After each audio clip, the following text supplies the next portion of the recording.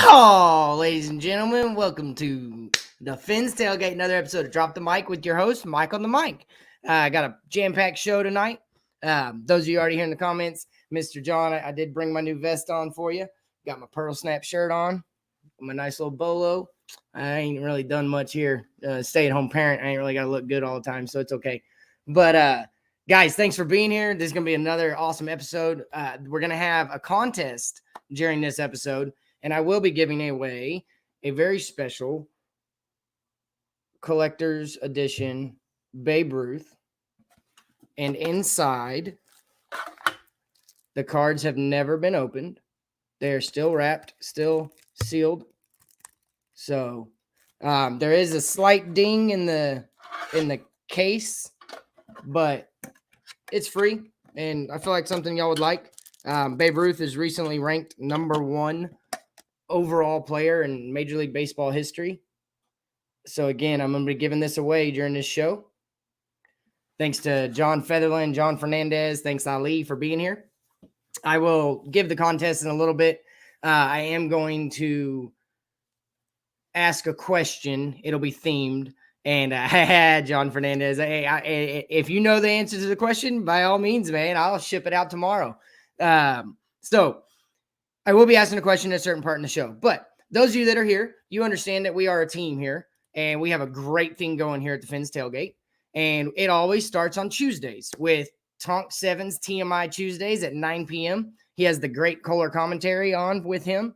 Then after that, you've got Drop the Mic, or Open Mic on Tuesdays at 10 p.m. with myself, and then Drop the Mic on Saturdays, which is tonight.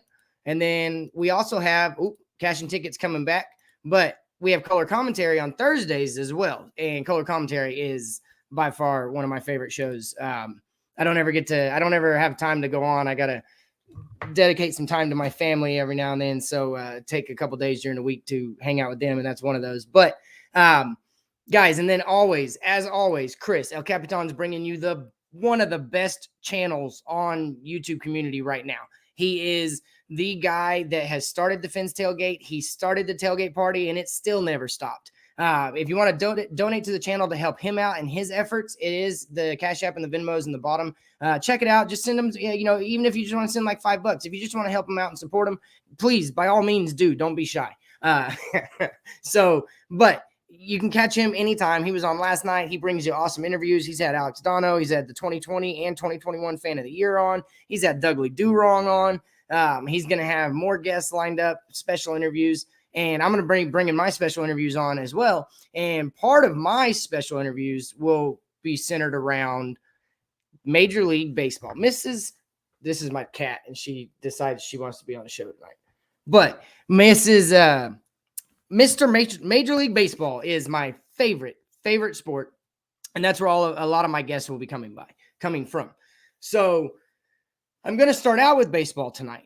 And for those of you that are here for Dolphins Talk, we will be getting to that. And I will be bringing on Brandon the Bookie with me here in a little bit to co-host the rest of the show with me. But I'm going to start out with baseball, and it's not really his game, so I'm going to take it solo. And first thing I want to talk about is that we did experience one of the longer strikes that we've had. But they are going to get a full 162 game season in. And they came to an agreement in the new collective bargaining agreement that's the next 5 years. And the players, I feel like they won in a lot of the areas. The competitive balance tax, I think, is going to be interesting. It's $230 million. So once they cross that $230 million, then they get put into different categories and they will have to pay a certain percentage. But that's more for the owners. The players on their side of things, one of my favorite things was the minimum salary for a Major League Baseball player went from $570,500 to $700,000. And over the next 5 years, it will increase by $20,000. And so it'll end up being around $780,000 is the minimum salary that a Major League Baseball player will make. And that will hopefully stem the tide of the players not really getting a chunk of this TV money. And almost a $200,000 increase, that's a big deal for some of the guys that's all they're making is fame. Granted, I say all this is a grain of salt. That's a lot of money. And that's a lot of money. But with the increase, it showed the owners were willing to be flexible. Okay. And then another one of the points that I really, really liked was the pre-arbitration bonus pool. So that went up to $50 million. It's $1.66 million per club. And what that is for your players that are the young superstars, the young guys that burst onto the scene and they're still under their rookie deal, their first 7 years of control, whatever it is. And but they are the ones that now they can get up to $1.66 million. And that's a good chunk of money for a kid that might be 19, 20 years old. And he has burst onto the scene. And now all of a sudden he's getting paid pretty decent chunk, even though it's not a new contract, even though it's still not what he's worth, it's more money. So that was another area where they won, or they didn't really win, but they gained some momentum there. The playoffs are going to expand to 12 teams starting this year in 2022. They're going to have a universal DH, which for some people that may be something that's not liked so much, but for me, I love it. Now you don't have to worry about a pitcher ever having to bat. Unless you have a guy like Madison Bumgarner or some of these other pitchers over the past 5 to 10 years, really, that are starting to hit more consistently. Their average may never be anything special, but if they're only batting in their starts, and they're probably going to get 33, maybe 40 games at most that they will actually have to hit in. So, but now there is a universal DH, and because of that, you're seeing a lot of movement towards a guy named Nelson Cruz. And for those of you who don't know who Nelson Cruz was, he broke out in 2008 with the Texas Rangers after being in Milwaukee's farm system. He broke out in a massive way. He has been a consistent 30 home run guy. He is always going to hit right around 250 to 280, but he has been consistent as it gets with his home runs. And now that there's universal DH, he was never a National League guy because he's very suspect in the field. If you remember the 2011 World Series when he didn't catch the ball at the wall, But that's neither here nor there. That is the Texas Rangers and ain't Miami Marlins. So y'all probably don't even remember that World Series. But if you do, Mr. Kohler in the back, he remembers it very well. And I still have nightmares about it. But so that a guy like Nelson Cruz is getting a lot of action from National League teams right now as well. And then other than that, the rest of there is going to be a 20-round international draft. That's really cool, but I think it's going to be something that might have to be taken out after this 5 years because there's so much that goes into the international free agency period where literally kids get picked up and are given a contract that frees their family from some really bad situations. And now being a draft, that's not going to happen as often. And so there's a little bit of disconnect there. That was a sticking point for a long time during the negotiations was the international draft. Got to get on my dog. But, and then some of the playing rules that changed. So they're going to start using a pitch clock in 2023. There will be larger bases and restrictions on defensive shifts also in 2023. So this will be the last year you're allowed to shift for a certain player. You're going to see guys like Joey Gallo, who can't hit above 200, now hitting close to 300 because the reason he's a dead pull hitter. So now dead pull hitters are going to not have that rover out in short right field for to be able to get that base hit. So it's going to be interesting. It's going to make the game more fun to watch. The shifts going away is definitely going to be a positive, I think, for overall watchability, which is Major League Baseball's big thing right now is the games are long and it's not really fun. I mean, you're seeing a lot of low averages. You're not seeing as many prolific power hitters. You still got a few of them, but it's not a ton of them. So I think that's going to make baseball a little more fun to watch for sure. And then a rule change now only needs a 45-day notice so that if they make a rule change in the offseason, it can be implemented the very next season. So that's pretty cool. Before that, it was a year. And if they had a rule change that they were going to implement it, they couldn't implement it for a full year from the time it's voted on.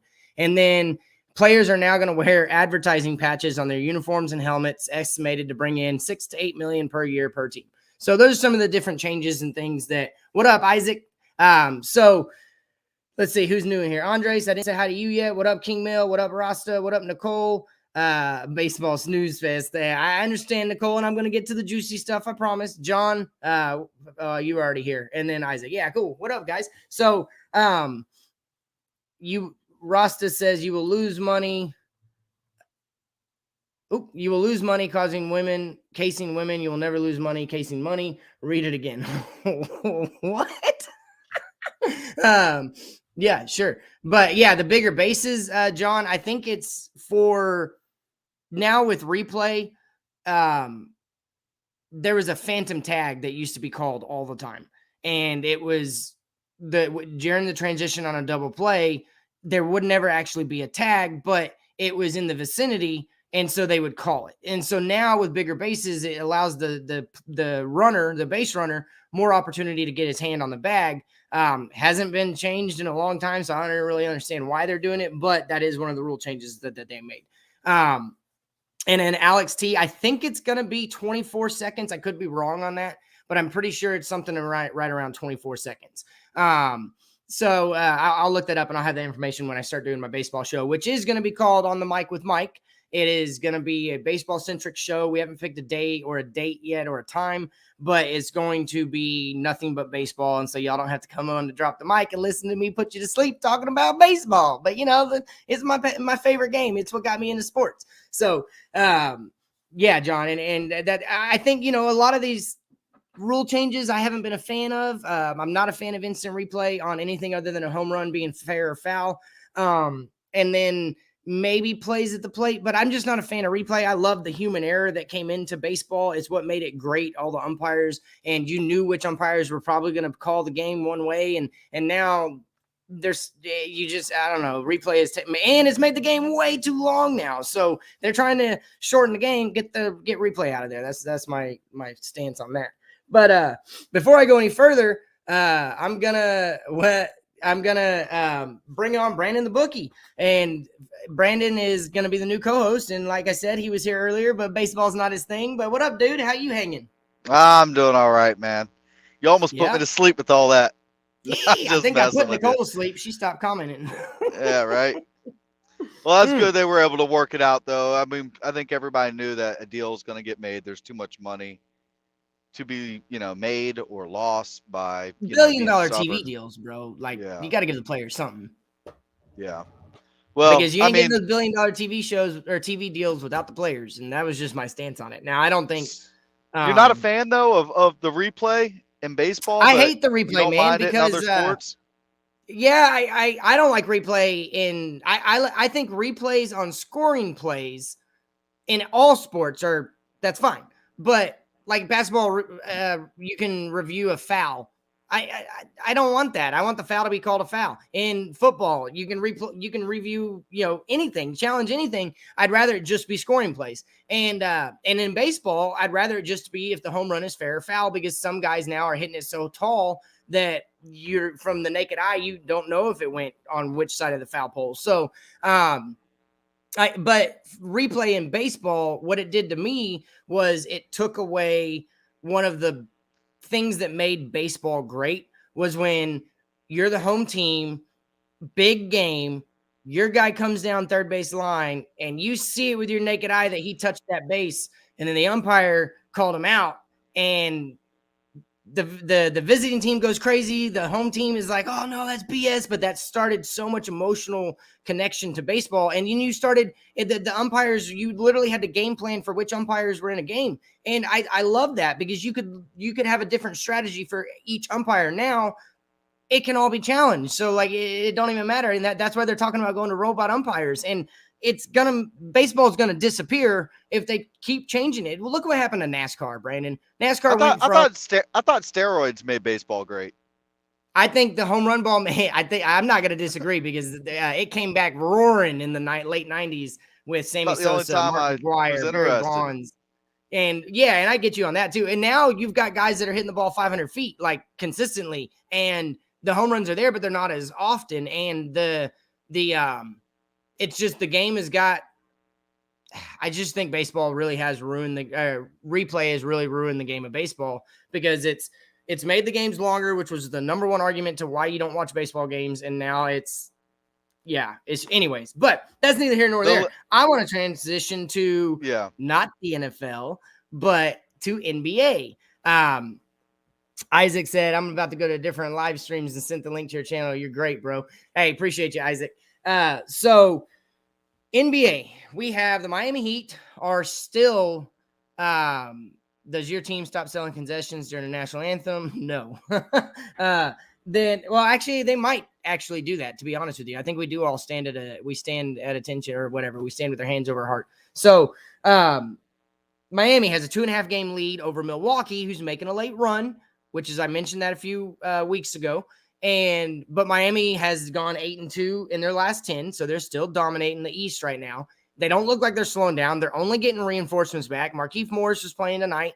You get Victor Oladipo back mid-March. So Miami looks really, really strong, and they're still my pick to come out of the East no matter what happens, because Milwaukee is gaining ground, but there's too much consistency going on in Miami right now with Tyler Hero, Jimmy Butler, Bam. Those three are playing on a different level. And so Miami just keep looking stronger and stronger. And then two teams that were hot early on were Chicago and Cleveland, and both of them are sliding.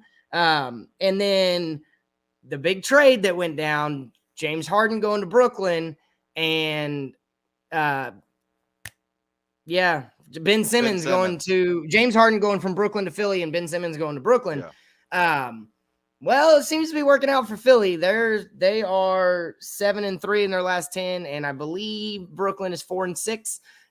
So it looks like it's working out for Philly or mid-range game. That was against Brooklyn. I want to ask you, where do you stand on James Harden? Where do you consider him in the hierarchy of basketball? Supremely talented scorer, but personally for me, slightly overrated. I mean, he makes great highlights. He's great for fantasy. He's really good. I'm not going to dog him at all. But for a championship type run that you want, if that's your alpha, if that's your 1A or 1B, I think it's a little bit of a problem. Yeah. He's had Well, issues. it's shown. He's had He's he's been had terrible on the issues play. over the years. With his weight and stuff. I mean, he still puts up great games, but he just doesn't have that Mamba mentality. You know what I'm saying? That I like my players to typically have. I want them to be dedicated. I want him to be, play on both ends. He has gotten better. I will give him on his defense because the bar was set so low early Yeah. on. Yeah. But I mean, great regular season player. That's how I view Exactly. him. Terrible It's postseason when player. it gets to the postseason and the games tend to slow down. It becomes a little more of a half court game. You really have to lock in when you're playing the same team 4, 5, 6, 7 times. Luka Doncic. That's the dog, bro. Yeah, I mean, look, he's still young. He's still got quite a career ahead of him to prove Oh, yeah. But, everything. well, no, we don't need to talk about him. I was just responding to Chris. Yeah. But Yeah. real quick, before we go on, I do want to ask you one more thing about basketball. But, John, respond in the comments. Where do you work? You said you get to go back to work for baseball. So where do you work? And then this is a question from John as well for you, Yeah. Brandon, is where do you see the Lakers ending up? They are 3-7 in their last 10. Yeah, I mean, is this like where do they end up for the season, or where do they end up? What do you see him getting to the future playoffs, from or do now? you see this being a complete failure? I mean, at this point, I don't even think it's relevant to make. If they make it, they sneak in. If they, if they get in on their playing game type thing.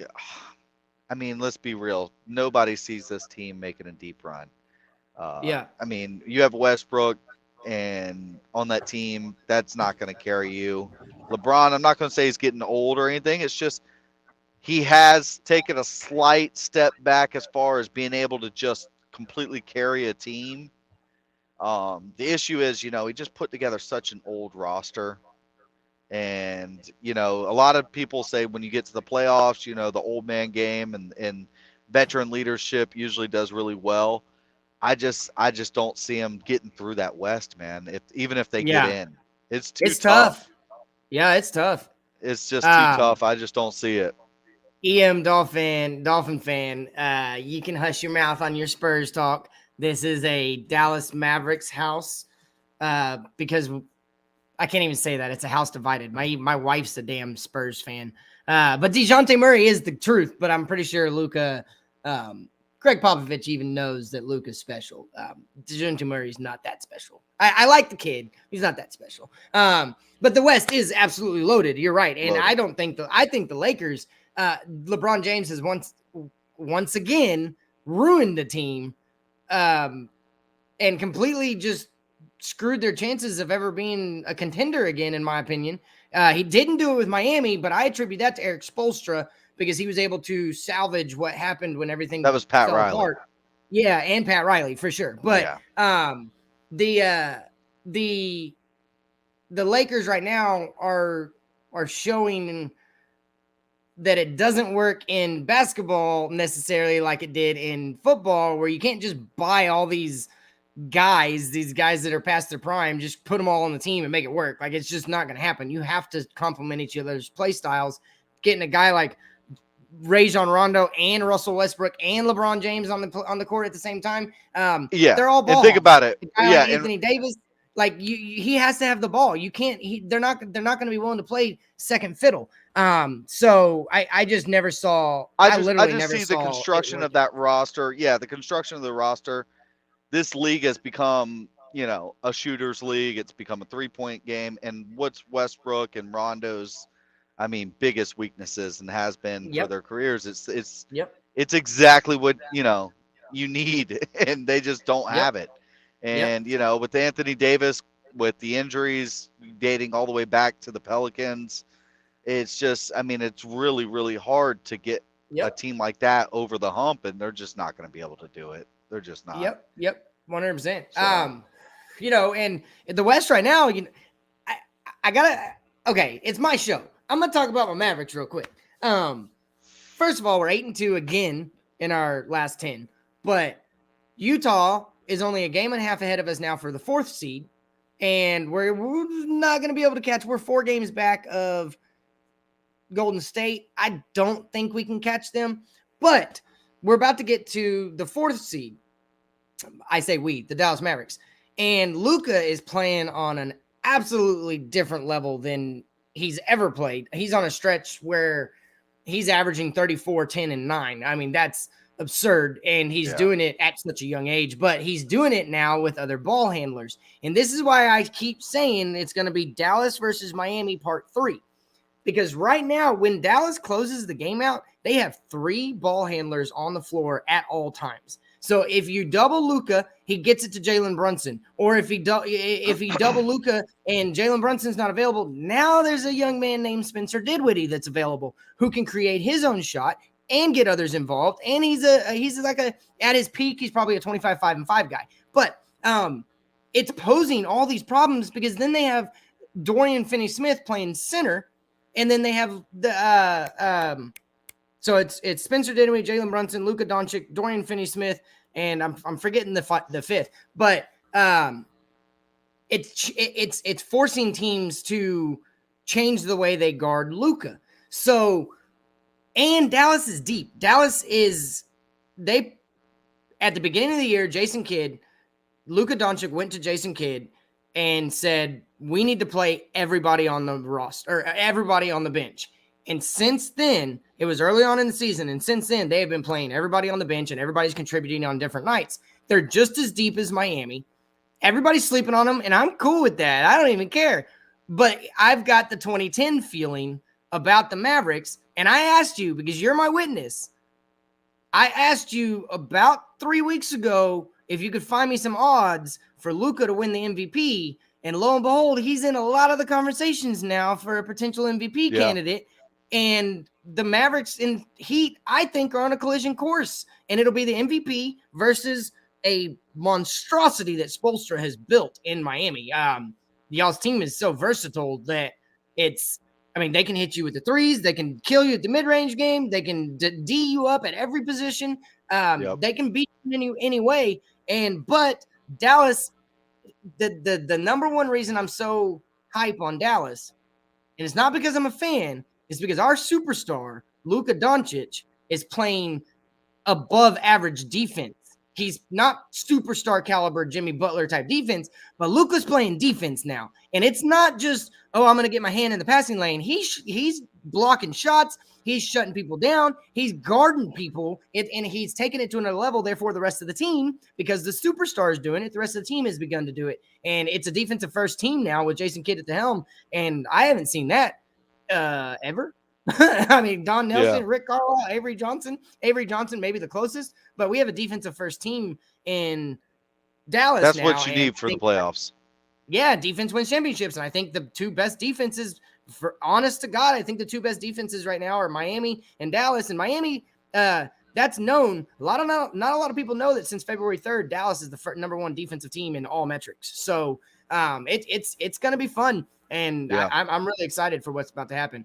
But and John, I would be worried about Golden State, but they're 3-7 without Draymond Green. He hasn't shown he can stay healthy. If he gets hurt again or Clay gets hurt, I don't think that, Dallas beat him in back-to-back games, and they didn't just beat him; they made him look silly. So, it is what it is. But other than that, I want to get to my trivia question because we're going to stay on the topic of basketball, but now we're going to talk NCAA basketball.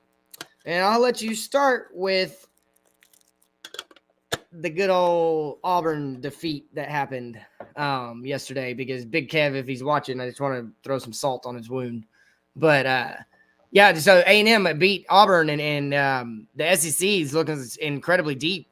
Do you are you excited? Because this is my favorite time of the year. What about you? Yeah, everybody loves March Madness. Like I said, Even that my dad, brings in he hates college basketball. all the it brings in casual fans. It brings in fans that have no clue. They couldn't name a player on any of the teams that they're going to watch, and you're still going to enjoy it.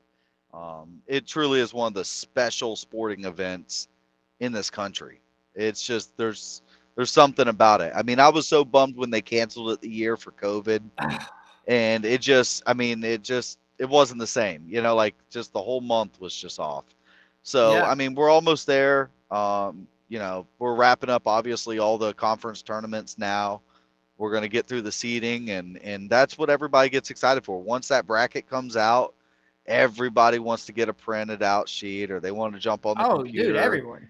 You I know, can't you tell make you. the I could probably office fill out pools. 10. Yeah, yeah. I mean, it is. It's a fun time, and you know, Bro, we ain't even there yet. Look at that comment. We ain't even there, Alex. Calm down, buddy.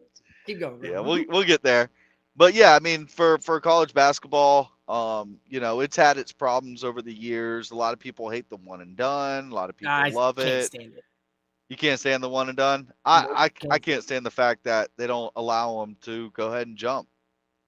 Let them Now, jump okay, from high I'd be school if more they for want. that. I'd be more for that over the one Yeah, and done. And the reason I say that is because I'm old school. You go to college to learn the game. You go to college to learn what you're really, really good at and then transition to the NBA. Right out of high school, if you're raw, whatever. Maybe you turn into a Kobe Bryant or LeBron James. Maybe you don't. Maybe you turn into a Kwame Brown. But KG. the one and Yeah, done, as a college basketball, like as a diehard Texas Longhorn, Kevin Durant broke my damn heart, man. Because if he had stayed, that's what I miss about college basketball is the 4-year studs, the guys yeah. like Tim Duncan, the guys like Those Dwayne days are Wade, like done. Chris They're Paul, done. like the guys that are there for 4 years and have or 3 years at least, and have a miraculous run. And it made everything. I think it made college basketball better when you It had did. players staying longer. So I'm not a big fan of the one. Fans could keep track of a guy and watch through his career, and Yeah. you know, there's a Well, lot but of as a transitionary. It's almost like a connecting flight at an airport. You know, you're yep, just these players are in and out. They're not even. And yep, I get it. That's why I feel like, yep, look, it'd be great if they just either let them jump. And I know what you're saying. You can either be a Kobe, a LeBron, a Kevin Garnett. You know, let these or guys Kwame Brown go, or or Kwame Brown. But Darius honestly, Miles.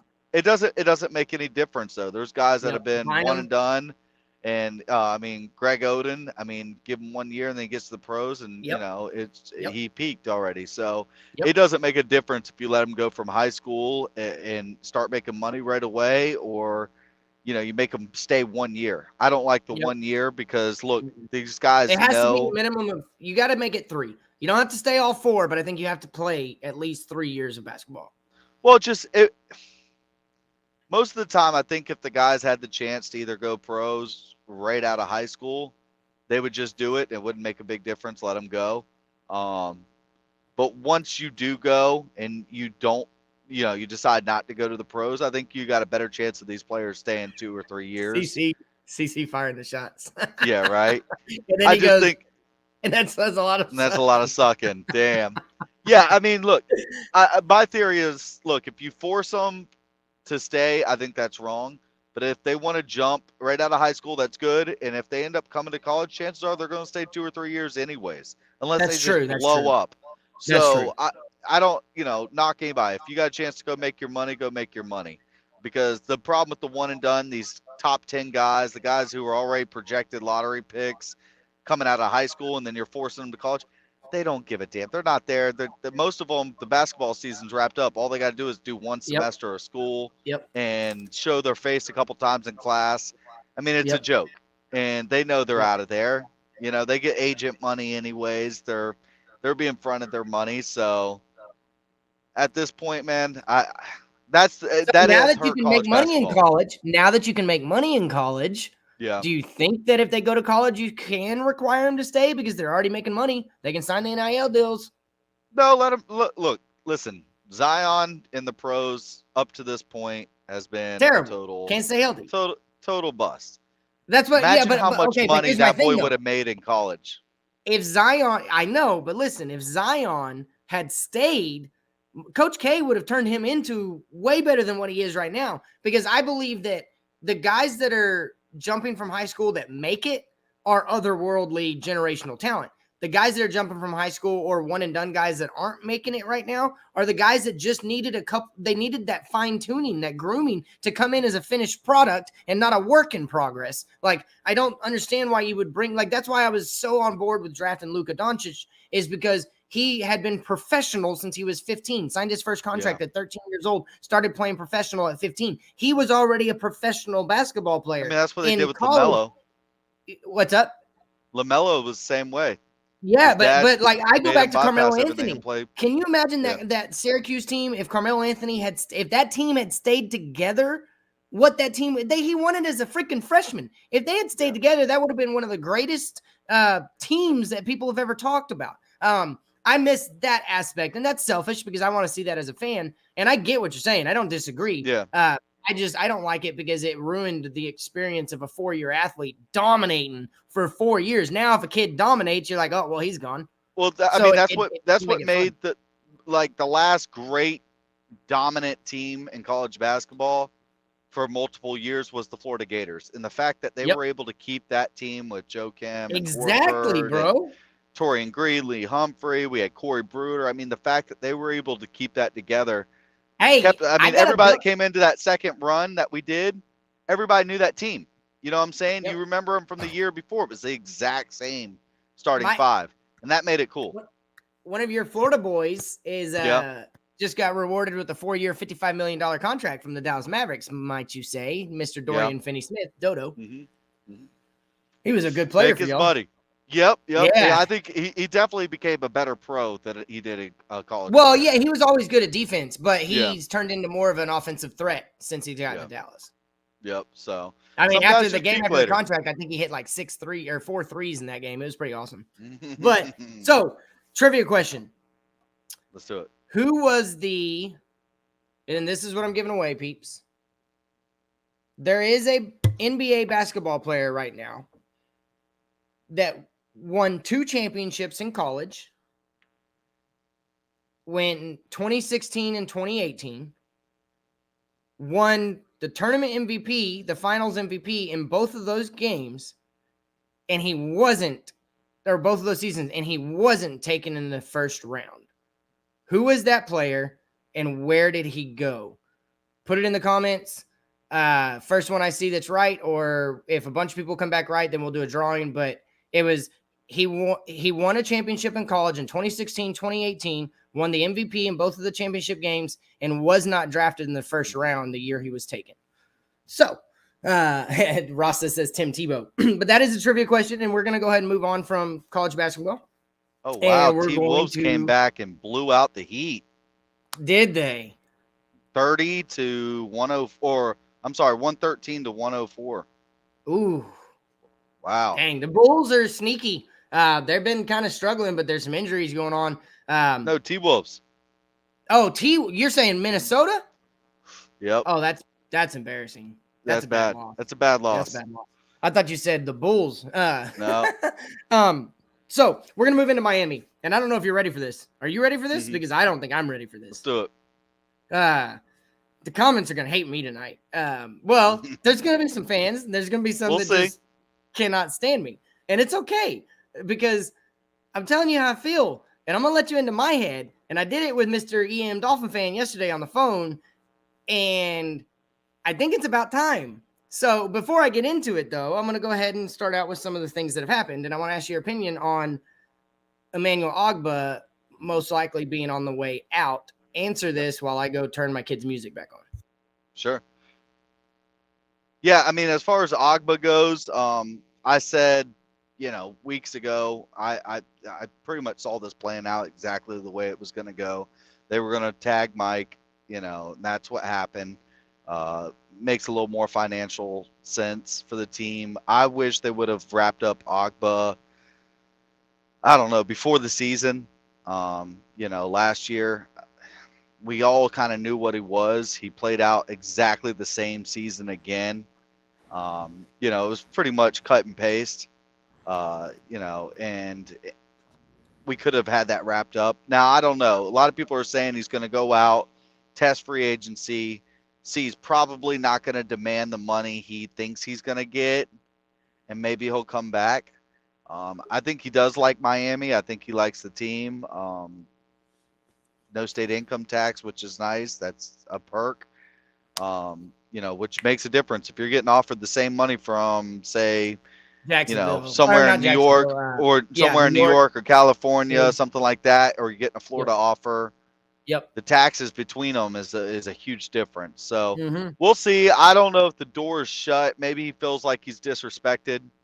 So what what I read, Omar Kelly reported it, and what I read was the agent and Agba have this value that he brings to the team in their mind, and Miami just doesn't see the same value, and they're not even close, and they've been arguing for they've been negotiating for like 7 months, and so they just haven't been able to reach that middle ground on what they think Agba is worth. And I think he's going to get 18 million from a team like Jacksonville, honestly. And I on open mic, I kind of talked myself into paying it for him because of the lack of options available. But I just don't know. I think I'll be okay. I think it's going to hurt, but I think I'd be okay if he walks, especially if you can swing a trade for a guy like DeMarcus Lawrence and La'el Collins from Dallas. I'll get into La'el Collins more in a little bit, but I don't know. Agba leaving, to me at this point, I'm not worried about it as much because our back end is so strong that if we're not getting to the quarterback as much, I don't think it's going to be that big of a deal. It will. If you can't get to the quarterback. Well, but Sealer, but I'm saying like Sealer. I get what you're James saying. Phillips, There's other options. Raekwon Davis, Christian Wilkins. Yeah. They're not but scrubs. but you're asking everybody to step up and play above what they've already shown you they are. I mean, Phillips hasn't showed you what he is yet. Who is the point guard? He hasn't even scratched the surface, but of what he is. Yeah. Yes. So, but I mean, you're talking, you're wanting other guys to really make up the production. I mean, the batted balls, the sacks, I mean, there's a lot that Agba, did that maybe didn't show up all the time on the stat sheet that you're going to ask other guys to do. At 18 million, I'm just curious. I wonder what that offer was that they gave him. I think was Miami's it in the 15 range? I think Miami's around 13 to 15 in my opinion. And I think I mean, we don't know what to offer him 18. Well, a lot of it also comes down to, I mean, as you know, with the NFL, the yearly average really doesn't mean nothing. I mean, it's written down on toilet paper. It's the guaranteed money. It's the upfront, it's the real money. When you look at contracts, it's broken down in two things. It's what it could be worth and what it really is worth. And that's the thing, and I wonder if they've offered him enough to, it may not be the yearly salary once. It may be a 4-year deal, but it's front loaded enough with 2 years where he's going to make, plenty of it in the first 2 years. That may be enough. I don't know, because look, I feel like it's the NFL. You can always kick the can down the road. Numbers always going up with the cap. Especially with the new money that's going to be coming in from gambling. If you really want a guy, money doesn't really stop you. You know what I'm saying? To a point. Yeah. I mean, you can't pay a guy 18 million and the market's 6 on him. You know what I'm saying? Like, you can't do that. But when you're talking about a couple million here or there over a couple years, they could make it happen. It's just, like you said, maybe they're just not valuing him. And they think that, they can get that production somewhere else cheaper and much cheaper. So we're going to see who's right and who's wrong here. I think Agba, wherever he ends up going, is going to do well. I don't think he's one of these guys that just has to be in a certain scheme or has to have a certain coach. I'm in love with this guy. I'm in love with him. I would love to see Zadarius Smith from Green Bay here. I think that would be dope. Yeah, I mean, there's going to be options out there, like I said. So we're going to see what Greer decides to do here. Because I think Agba's gone. That's just my gut feeling. I don't see any way he can come back. I mean, he can come back. I just don't think he will. So we'll see how that all plays out. I mean, things are going to start happening really, really quickly. I mean, that's kind of how the offseason goes. Everybody wants to know where their money's at before they start, talking about draft and, and all that stuff. So we'll see. I mean, what do you think? Yeah. I think he's gone personally. I don't know if it's a good idea, but I think it's more likely that he's gone. I don't think it'll ruin. I don't think it's going to ruin the team or the defense. If he does Aqua just won the contest. Aqua, I'm going to get you to send me your information on Twitter, and I'll send you that. I'll send you this collector cards. There you It's pretty go. cool. Got us a Yep. winner. That's awesome. Nice. Yeah, that's awesome. So with Ogba, I'm not sure. I just think that Ogba, I loved his impact. The batted balls, the pressures, and Yep. the 9.5 sacks. I loved it. But for me, an elite guy, 18 million, I want double-digit sacks consistently and multiple times in Yep. your career. If I'm paying you $18 million, you have to have earned that. And I'm sorry, 9.5 sacks doesn't earn that. So I'm not in the 15 million. I'm good with 3 years, 45 million. We'll do 35 guaranteed. Sign me up. I don't even care.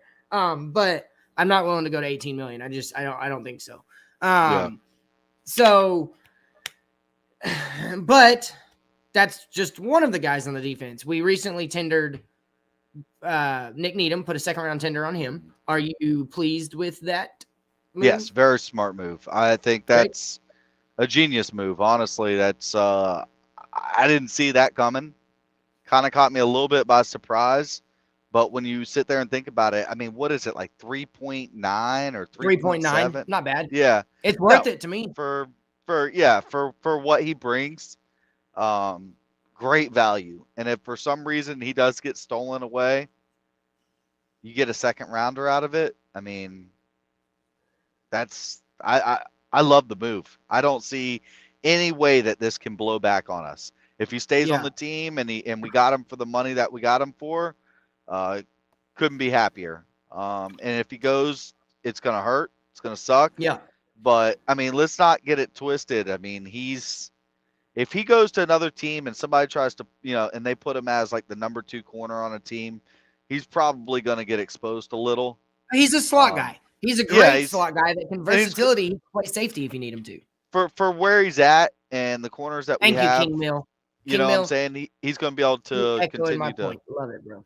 Yeah, we can. Yeah, exactly.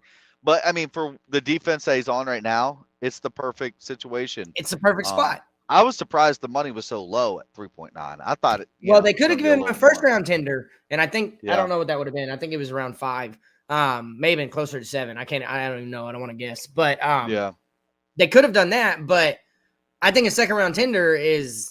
I agree with you. I think it's brilliant. I think it's a smart move. Either way, it's going to work out. So, but I would like to keep him. So I don't want the second. I'm right there with you, bro. My thing is, I think there's another team that's going to offer him more money, and I said that from the beginning. And my buddy, the reason I said Jacksonville is my buddy might be watching, and he's a huge Jacksonville fan, and it's his free agent wish list. He's had Ogba on his wish list since before the season ended. He never had faith in Ogba staying in Miami, so I don't know where he got his information from, but geez. Yeah. Aqua, I'll get you. I'm gonna drop a link later on in the show, and I'll let you jump in and we can talk about it backstage. So yeah, El Capitan says 40 million guaranteed. So I got 2 more topics before I'm bringing on our other 2 guests that are not the hot topics. So Leonard Fournette today tweeted out that he needed somebody in Miami to set up his desk and his computer. And then all of a sudden, a couple other reporters started linking him to Miami. And for those of you that have been watching often and regularly, you'll know that I've been saying Leonard Fournette since the offseason started that I think he's going to be in Miami. So so he's not the prototypical one-cut guy. He has enough speed. He has the Rookie Williams speed where he's not going, and it's not on the same level, but where he's not going to completely run away from anybody, but he could break a 30-yarder if he needed to, but he's not your prototypical one-cut back. What he got better at in Tampa Bay was catching the ball, but I think he's going to provide that 4 to 5 yards of carry consistently, and he can do it on 3 downs. Not a bad pass blocker. Would you be on board with that? Say if it's around $12 million a year?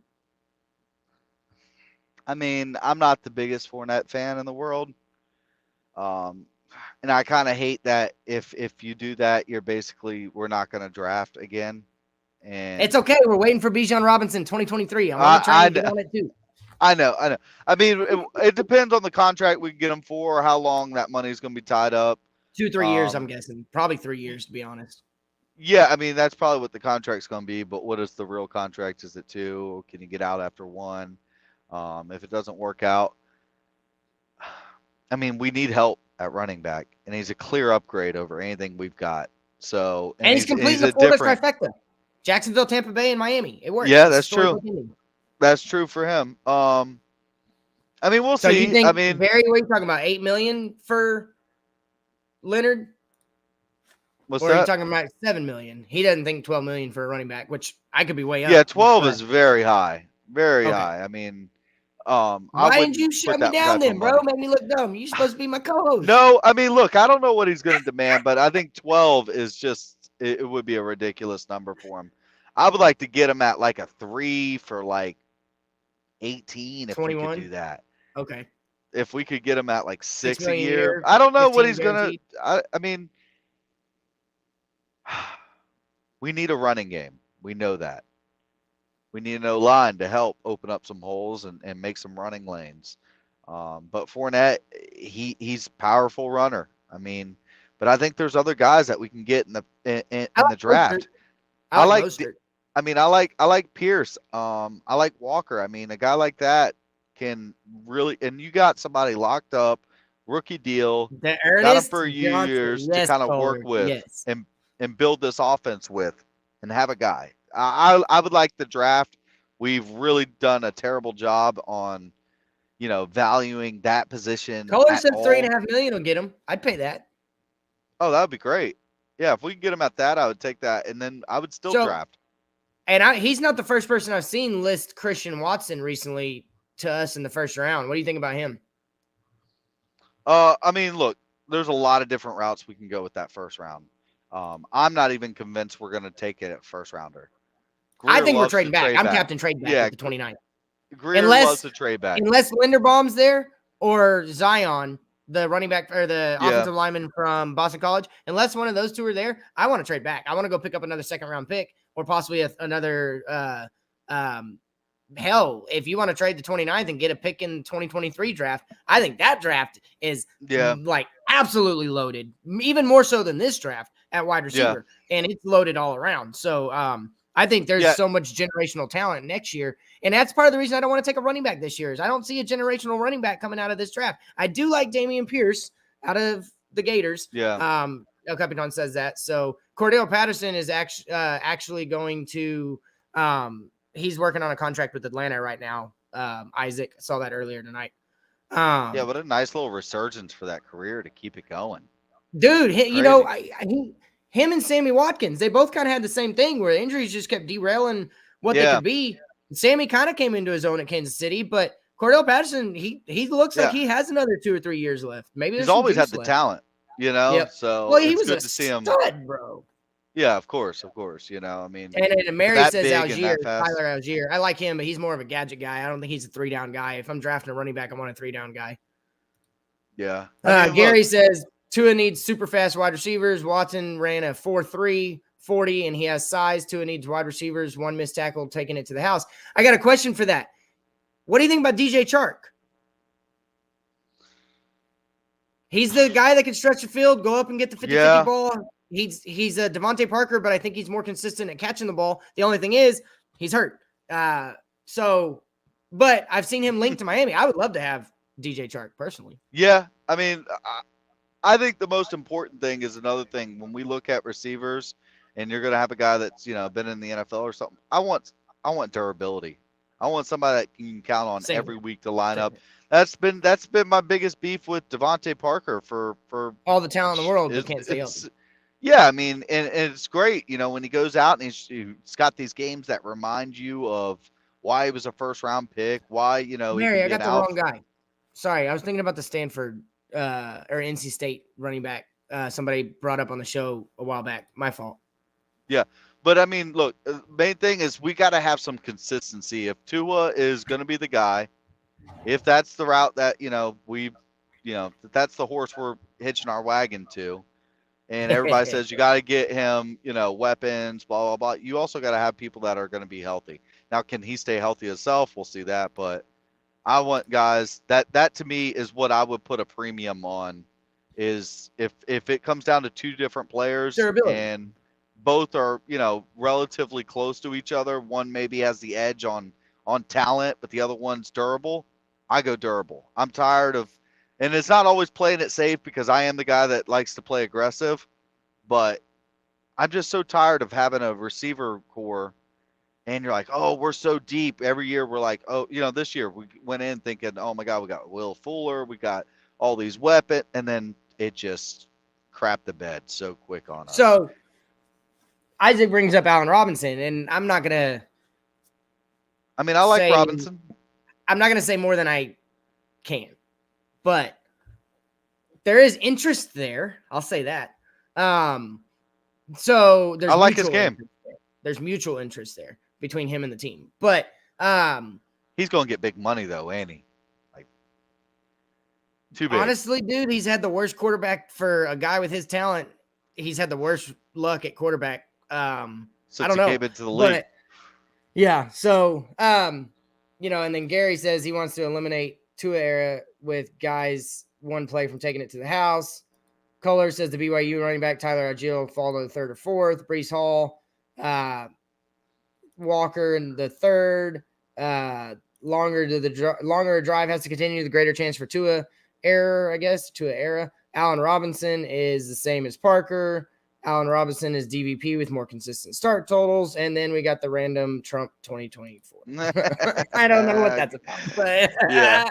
So, last thing I want to bring up to you before I bring on Kohler and El Capitan is La'el Collins. He's available. He's available to be had. I think you could probably get him with the 29th pick, trading that to Dallas. And in 2015, Barry Jackson reported that him and his agent, because he went undrafted, him and his agent actually flew and met with Miami.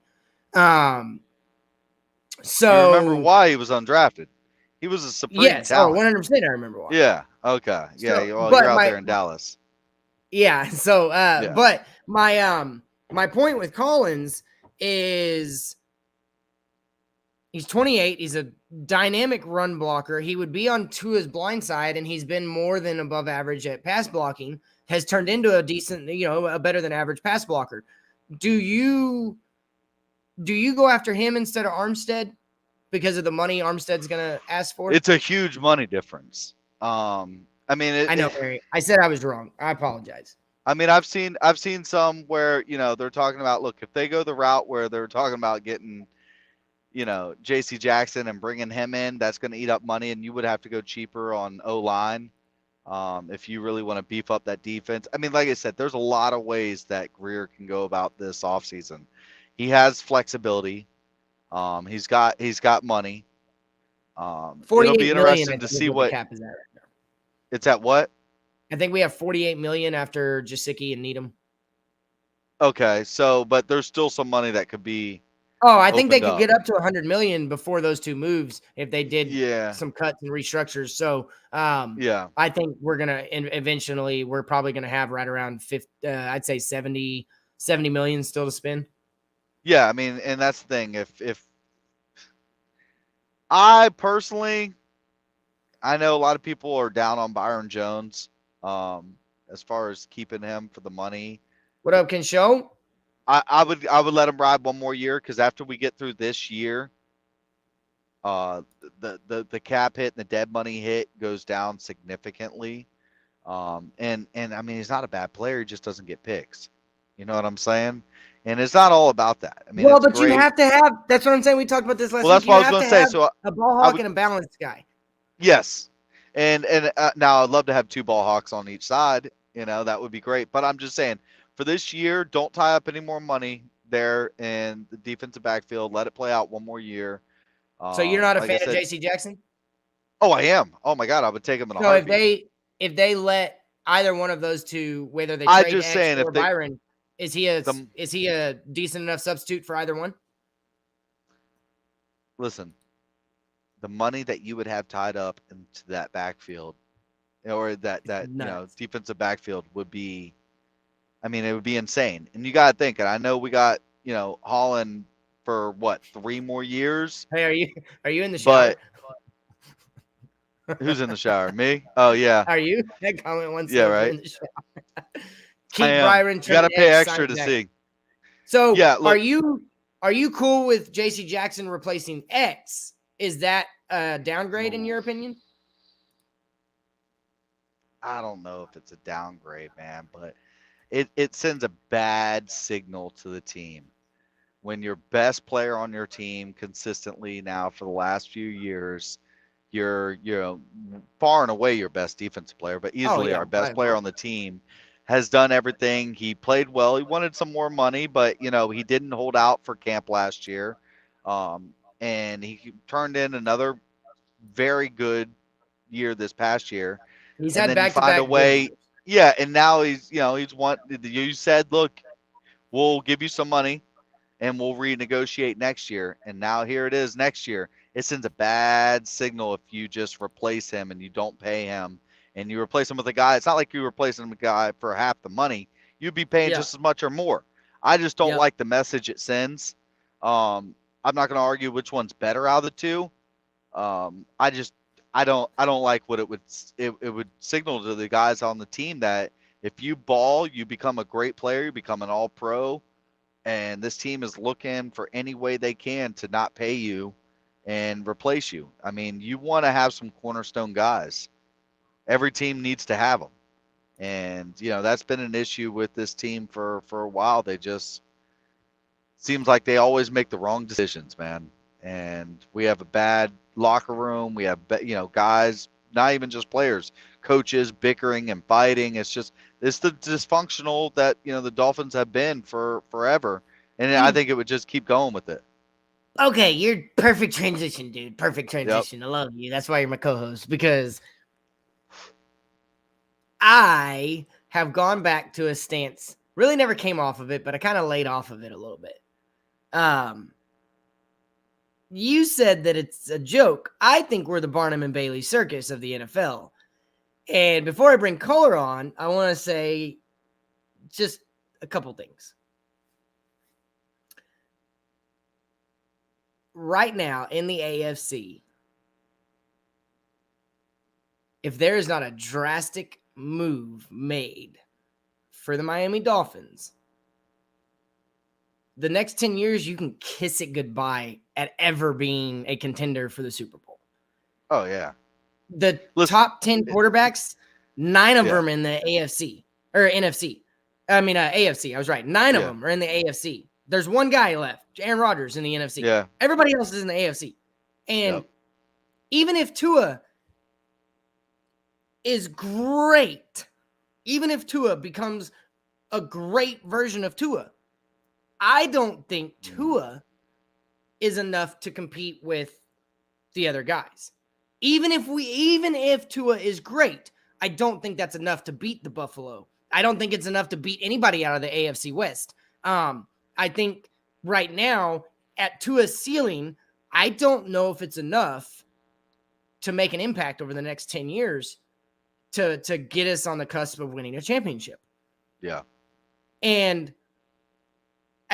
everybody kind of knows where I'm going with this, but now that Watson's criminal charges have been dropped, or they're not going to happen,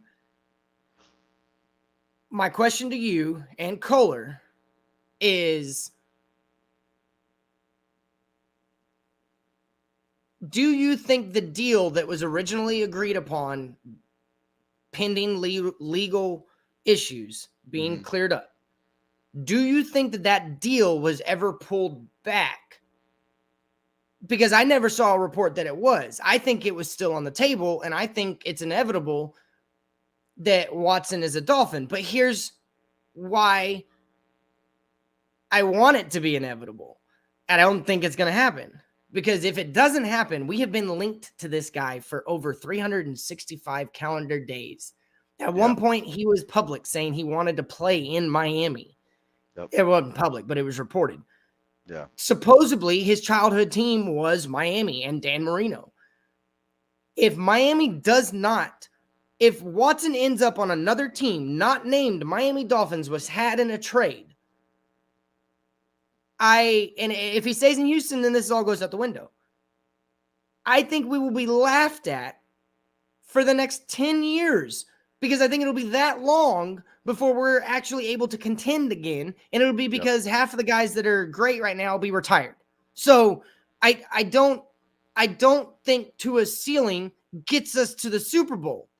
I think a guy like Deshaun Watson gets you to the Super Bowl. So I'm bringing the other guys on, but do you The only think person who can get in that the way deal is was the ever old taken lady off president. of the table? Well, look, first of all, I'm going to start with this. You're talking about a ceiling for Tua. I already think it's not high enough, honestly, to get out of the AFC East. I don't think he's ever going to get to a Josh Allen type of level, and you have to start there. And then you even start before you even start talking about what Herbert, Mahomes, before you start talking about now a Russ. I mean, there's so many hurdles to jump. It's ridiculous. But the problem I have now is I said it forever ago, and y'all all remember it. I said Watson's not going to have any charges. It's all BS to start with. Not that some of the stuff that might have been alleged, he might have been getting a little more than just a back rub. I do believe that, but it wasn't to go to rape. the point, no, I'm not. but to go to felony charges and to go through the court system where you have to prove where beyond a reasonable doubt, and to get that much, when you have 22 people, you can start poking holes in stories, and before you know it, it all starts crumbling. So I didn't think it was ever going to happen. My issue is we didn't pull the trigger, and everybody's like, oh, you can't do it unless you get a guarantee that he's not going to go to prison. Okay, he was never going to go to prison. That wasn't going to happen. We weren't really battling against anybody seriously to get to make the trade happen, prior to right now. The issue is they put themselves in a little bit of a box. Now they do have some people that they got to actually really put up some trade offers against that. And now they've hired a new coach that says, this is my guy, Tua. Tua's my dude. We're going to do it with him.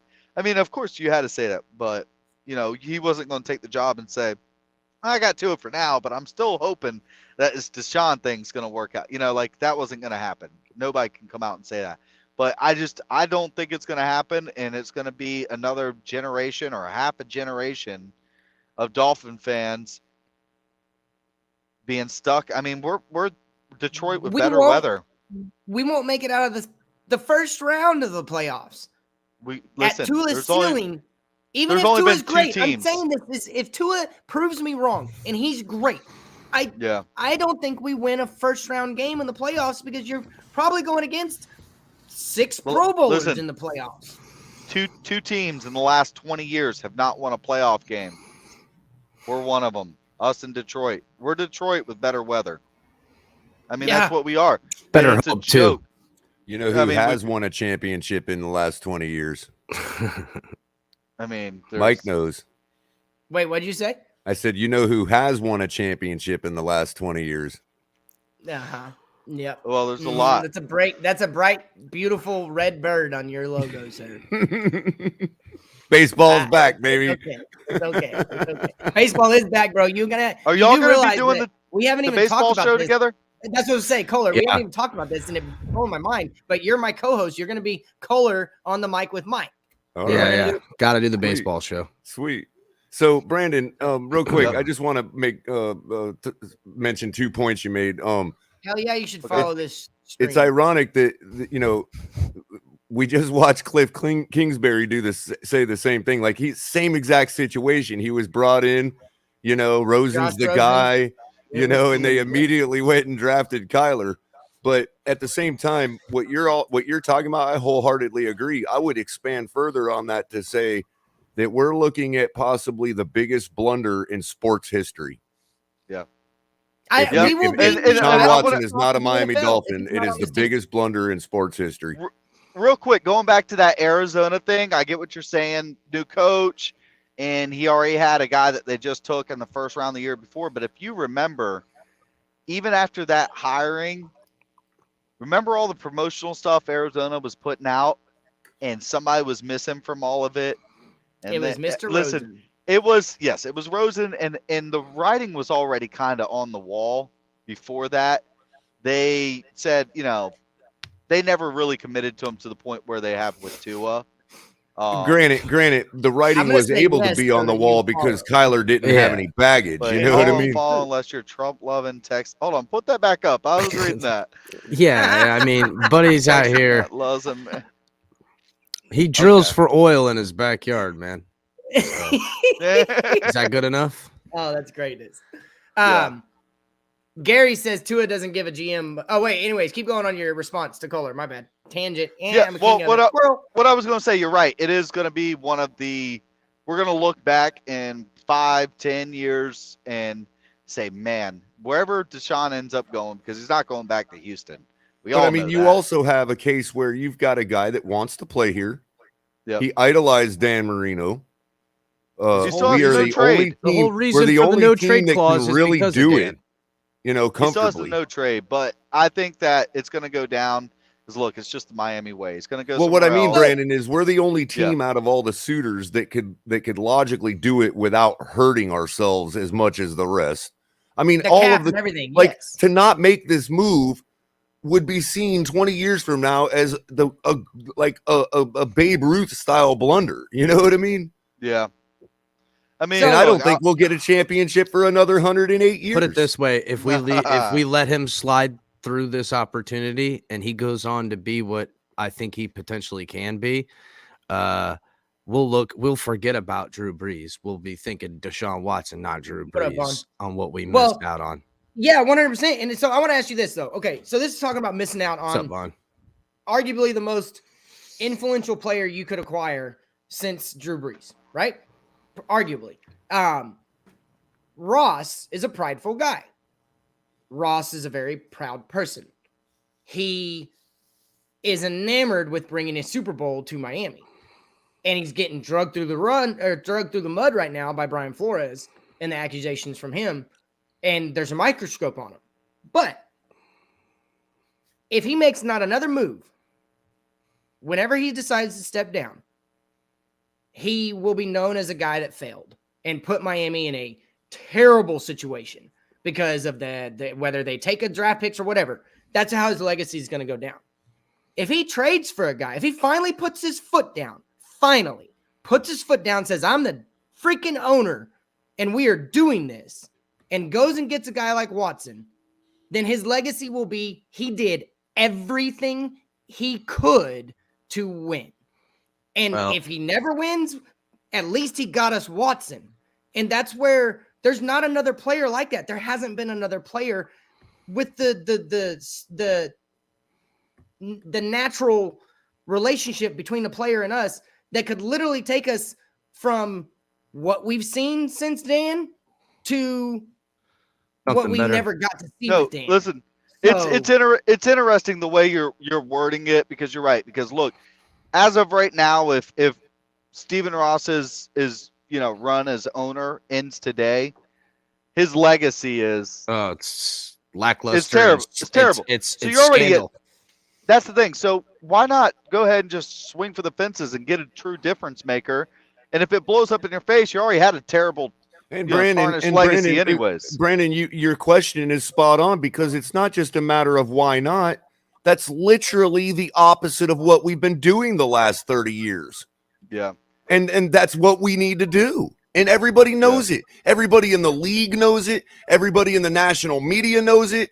Ross knows it because he used the words himself. Yeah. He defined insanity himself. I'm not going to say if we do get Watson, I'm guaranteeing that we're going to have a Super Bowl win at all. But I am guaranteeing that you are leveling the playing field that every single year Brandon, you go into a season. Right, Brandon. A Super Bowl's never guaranteed for even the most elite quarterback, as we witnessed here in Miami.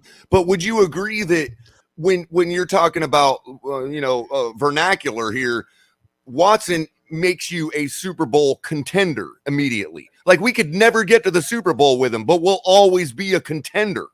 I don't even know if I want to say it would be because there's a lot. No, and that's okay. Here's my thing. Hang on. There's a lot that goes into as far as a Super Bowl contender, and it but we're not even anywhere. We're not even sniffing the word contender. You are legit AFC East contender every single year, and that's going to get you into the playoffs. And then once you get to the playoffs, I said that anything can happen. yesterday. But what I mean, Brandon, literally- what I Okay, meant by literally that, hold on, said it Mike, yesterday. Mike's about to explode. okay, but I see before it. you But do, Mike, just let me real just quick. explain what I meant by that. With Deshaun Watson on a team, as opposed to without him, Vegas will never have us more than 4-point underdogs in any game we play. Yeah, I mean, That's all. That's what I mean by contender. Like instantly. yeah. We'll never be Every more than game. 4-point dogs in a game. Hey, Yeah. we get a guy in a picture. They just did the all the elite QBs in the AFC, and there was one team that has a young QB that's a first round top 5 pick that wasn't in there. If you get Watson, now we're in there.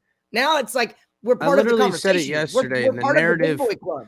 The narrative of where people will put the Dolphins the moment that trade happens is completely different. It's I don't even. Yeah, it's a contention. I don't for, even for care the about East. the negative. It's contention for AFC I don't East. care about the negative. And Yeah, I don't- and it's funny. I'm real talking about quick, the negative response- PR. What the negative? response I'm getting is I'm just talking about the negative PR that you might get from some fans, or or from whatever groups of people think that it's wrong and he shouldn't play or whatever. If they see him as, look, maybe he didn't get the charges, but he's guilty of something, I'll let or you he's a tackle that. creep or whatever. I don't give a damn about that, because guess what? You make the playoffs, you make a run, all is forgiven. Let's talk about Tyreek Hill.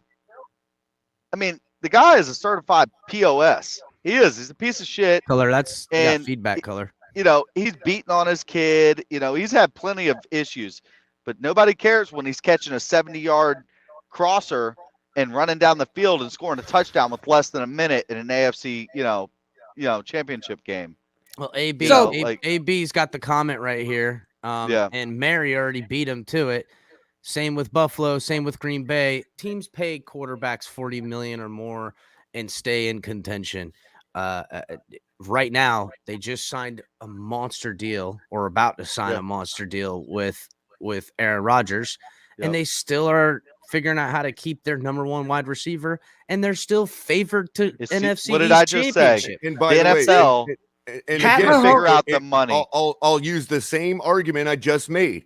AB might be right, but I guarantee you that Vegas doesn't agree, because the moment Deshaun Watson is a Miami Dolphins, we will never be more than 4-point underdogs in a game. Yeah, So no, they're argue not. with Vegas about salary cap and how that would affect us. Well, it's and not our even that, image. y'all. Not me, Kansas City because has I the number guarantee you one- Vegas will never make us more than 4-point dogs.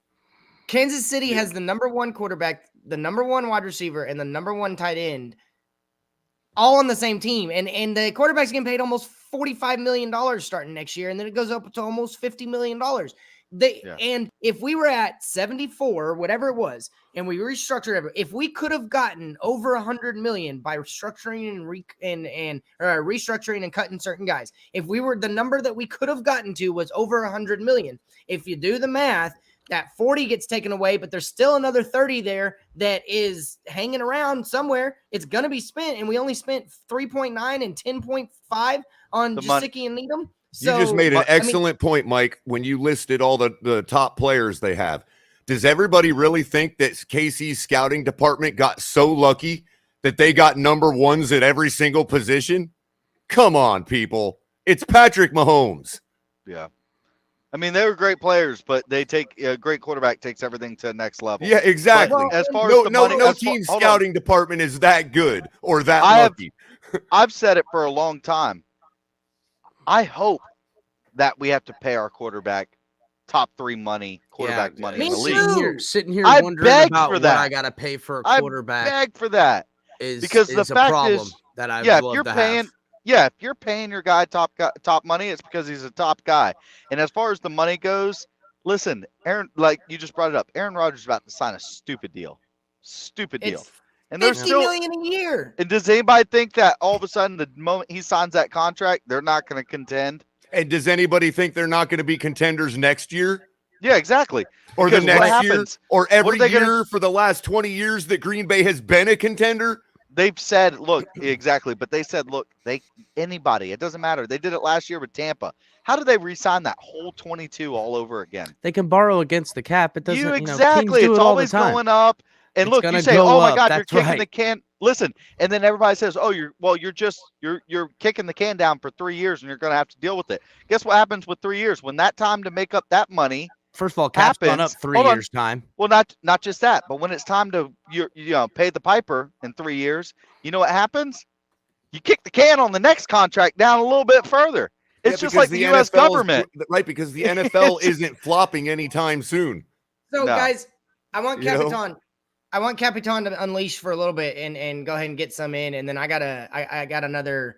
I want to. It's basically a response to majority of the comments, and it's the point of this whole thing is if we don't do it, and I'm going to tell you why. But I want Capitan to chime in. Go ahead, bud. So I've been saying for a while, and sometimes. By the way, hang on real quick. Did you see what I gave away, bro? Oh no, I didn't. I didn't see that. Yeah, I was, Aquavision won it. Oh, word up, Aquavision won it. Aquavision. He got my question right, my NCAA March Madness question. He got it right. Word up. But I'm gonna do real quick what before I get you going, because it has been a minute and I really need to do that. We have tell Tom everybody Slavin to do the like and PMI subscribe. Tuesdays at 9 p.m. And then we have Mike on the mic with open mic and drop the mic Tuesdays and Saturdays at 10. And then we've got the color commentary on Thursdays. And then please, guys, like, subscribe. Make sure you go to the Venmo and the Cash App if you want to support the channel. Chris has started the tailgate party that won't ever stop. So jump on, man. It's fun, and we like y'all being here. But go ahead, bud. Hey, Chris, Yeah, I so, think that's coming from the network because I'm getting it in my ear too. Oh, really? I don't think hear it no so. more I'm not now. sure. I How's don't it hear it now? no Are you more still now. getting it? No, I don't hear it no Okay. more. All right, let me know. Yeah.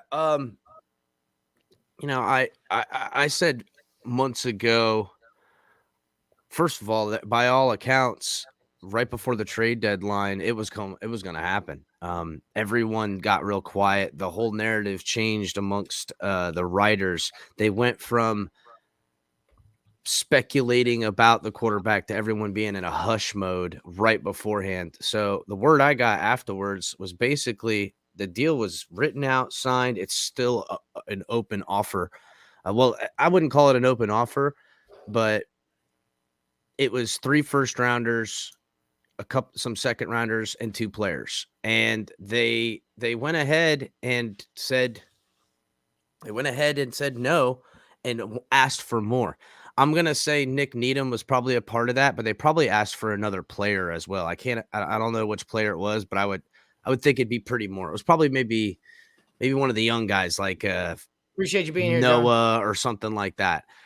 So anyhow, after they did that, they pulled out. There was no clarity on the legal issues, which now we have more clarity. This is done. Deshaun Watson's playing football next year, no matter what. But if you look, and I have right here, well, we're going to have to find out what the suspension is going to be because the you don't have to have any suspension's gonna be 6 conviction or games. charges. It's going to be a 6-game 4 to 6 suspension. games. He can appeal. No, I think it. it's 2 to 4 games, to be honest. Listen, it's going to be 6. He'll appeal it. He might get it down to 3 or 4. He'll get what Zeke got. Zeke and Ben Roethlisberger both got the same suspension. It'll probably be exactly the same. So but right here, a couple. Right after, I think it was the second to last game. It was the Titans game. That next week, I was like, okay, watch this narrative shift now, because Chris Greer and them, everyone knows that the Dolphins were all the way in. They've got the offer on the table. I mean, damn, like I said, right before the trade deadline, it was almost a certainty. Houston obviously went to the bargaining table, thought they could pressure the Dolphins and had their back against the wall. Didn't work out. From that point on, all they've done is distance themselves from the Deshaun Watson talk and been all in on Tua. I can only speculate on this, but I like Chris Greer. I think he's smart enough to realize that if he's going to go back to the bargaining table again for Deshaun Watson, he's going to try to have all the leverage he can. And right now, he's got as much leverage as not. How is that possible, Brandon? Because at this point, they got to move off this guy. Yes. Their coach says it. Their GM says it. And the money. The money kicks in. The money kicks in. Everything's going to happen. They're not going to pay him to sit for this year. Nope, and he's going to play. He's going to play. So He's going to get traded. Everyone's going to have to. The offer that was You know, I got to given get them. is going to have to be matched and beaten with. You have the Wilson. So they're going to want more than Wilson, essentially what the Dolphins kind of offered in a way. So people are going to have to match that offer. What team could match that offer, afford the quarterback, and still be left in a situation where they have a competitive team? So Seattle's probably one of them in some ways. They said them and the 49ers came out today that Philadelphia's another one. So Philadelphia makes sense to me. Can I say something now? Hold on. Here's real the quick. teams. Here's the teams on Vegas that has favored, and I'll start all the way to the Dolphins. Right now, it's the Seahawks plus 250, Panthers plus 300, Bucks plus 400, Steelers plus 750, Saints plus 800, Browns are plus 1200, Vikings are plus 14, Eagles plus 16, and the Dolphins and the Jets are tied at plus 2,800. My point is that they have distanced themselves from the plus 250 to now this. Yep. They got the bargaining back. Telling you, they've got the bargaining back. Can I tell you why you don't? First of all, Seattle now is in a position where they can do this. They couldn't do this 4 months ago before the trade deadline. Second of all, we all know he was going to have to get traded regardless because of this money, right? Yes. Because he wasn't going to come back and play. All the same things that we just talked about. The difference is I don't want to say we were negotiating or we were sending offers and we were kind of going against ourselves. We didn't have anybody else really competing. Now that there is some clarity. Well, why wasn't anyone competing with the Dolphins, Brandon, is my point. Why was no one competing? Everybody wants DeshaunWatson on the football team. Why wasn't anyone competing for it? And the Dolphins had run away with it. Why? No, because that's where Deshaun wanted to go. No, that's because, listen, there's a few things. He may still want to go here.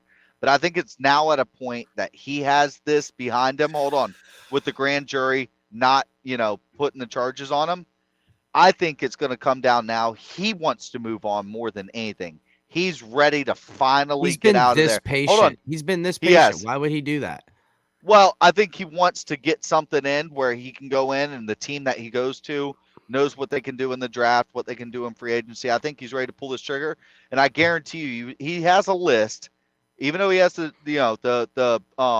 he's got final say on if he gets traded or not. I think he wrote down a list. He's probably got about 3 teams on it. And he says, go out there and whoever gives you the best offer, I'll go to any one of these 3, right? There was no list 4 months ago. But Brandon, it was just us. If we would have pulled the trigger, we could have got him. To your point about the list, I saw this. I watched this article today. It was Houston that essentially goes, oh, you know what? We want another player and this player. They threw in 2 more players and probably even more on the offer once it was pretty much agreed upon. 3 firsts, 2 seconds, 2 players. It was Christian Wilkins and Xavier Howard. I still think that deal is still alive. It's never been reported that it was taken back. Right. Not only is it still alive, another team's going to match it, and I think the Dolphins can beat it. I think the Dolphins can beat it and make it that we much can beat more any offer. Again, this is why I'm calling it the biggest blunder in sports history. We can beat any offer. Okay, we want the guy. We need the guy. He wants to be here. This is just stupid. You know what I mean? So you. But real quick, Mike, I wanted to say something. One thing about what Brandon had just pointed out about a list. I watched this article earlier today where somebody was suggesting, maybe I don't know if the guy has any inside info or not, but apparently there are some things he's concerned about, and one of those things on that maybe possible list is offensive line, and it's just odd that we're signaling that we're trying to do something about that heavily by bringing in all these coaches, letting our fan base talk up O-linemen in free agency. That kind of stuff. So looks like we're still trying to show him that we're doing something about the offensive line. You know what I mean? Or possibly, I could say. But them in Seattle. No matter who's the quarterback, they're focused. Yeah, I agree. But the signaling is what I'm saying. I know what you're saying. Look what we're doing to fix our O line. You know what I mean? So here you go, guys. Everybody in the comments saying that we're not getting Watson. If you missed my point, We're not getting Watson. I will say what that. color, It's not going to happen. and what color is saying, and my whole show tonight in this segment is about this. No matter how great Tua becomes, we're only going to go so far. And we passed on multiple opportunities. Multiple different situations now have gone where quarterbacks have been on the move around the NFL. They've been on the move. A Matthew Stafford's been traded. Now Russell Wilson's been traded. Aaron It's what Rodgers the teams was rumored do. to be on the way It's out. the blueprint You've for got sure. teams that have been on the move. Miami had the opportunity to go get something that they didn't have to draft, an established guy that, whether you want to say Deshaun Watson hasn't accomplished anything, you're right. He hasn't accomplished anything except he's passed every effing eye test in the NFL. People know that Deshaun Watson is going to be great. If he doesn't, then I'll That's gladly just like admit that Herbert. I'm wrong. Herbert But it'll hasn't be- proven anything. Well, And I exactly. love But the, he love passed that he all the hasn't eye accomplished tests. anything Yeah. So here's argument my as point, if guys. Tua has. Here's my Yeah, point, right. guys. Here's my point, is that we are about to yet again settle on a guy that is no different than Ryan Tannehill because of the landscape of the AFC. I'm so Oh, glad he you will brought up never be- Ryan hang on. Tannehill, Mike. Hang on. I loved Ryan Tannehill, but what I'm getting at is that Tua's ceiling, if he's gonna have to throw, that's funny. He's gonna have to. Let's see. He says, "I don't see any of these really making us better, especially giving Tannehill weapons. OL depth is nice, but adding people like Crowder and Williams is going to create the same problem we had this year. We need true receiving talent." Good job. Yeah, dude. guess what that is? That's an excerpt from an argument between Tennessee Titan fans on Twitter. Hallelujah. How do you like that, people? That's They've got funny. our 7-year disease now. Good for them. So Yeah. here's the deal, though.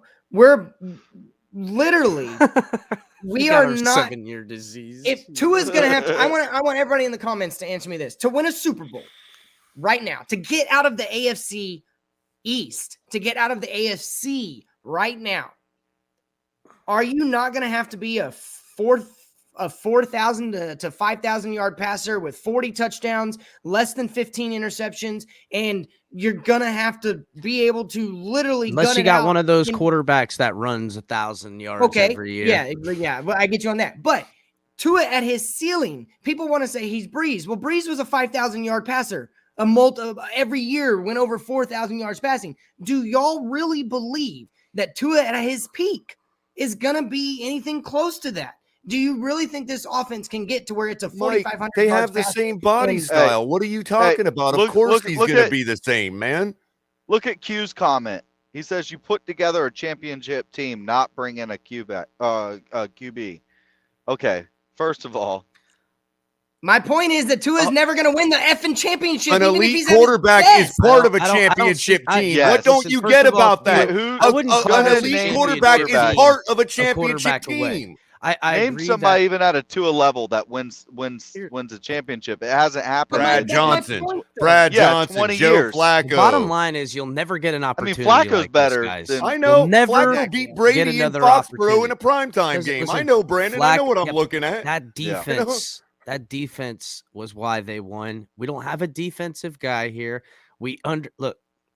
The We NFL is brought different in, than it was 20 the years new ago with the style rules, too. offense everybody wants. Everybody wants this offense now because the kids that are coming out of college are running this offense. I mean, go watch Central Michigan. Go watch like Kentucky. Go watch Georgia Tech. Go watch Georgia Tech. Go watch even Alabama. In They're running that. 1965. They're running that zone blocking where the whole offensive line's running and they come trap out the backside, little sidearm, little flicker, or come back around. I mean, you can watch the drills with Tua running them. We watched them yesterday.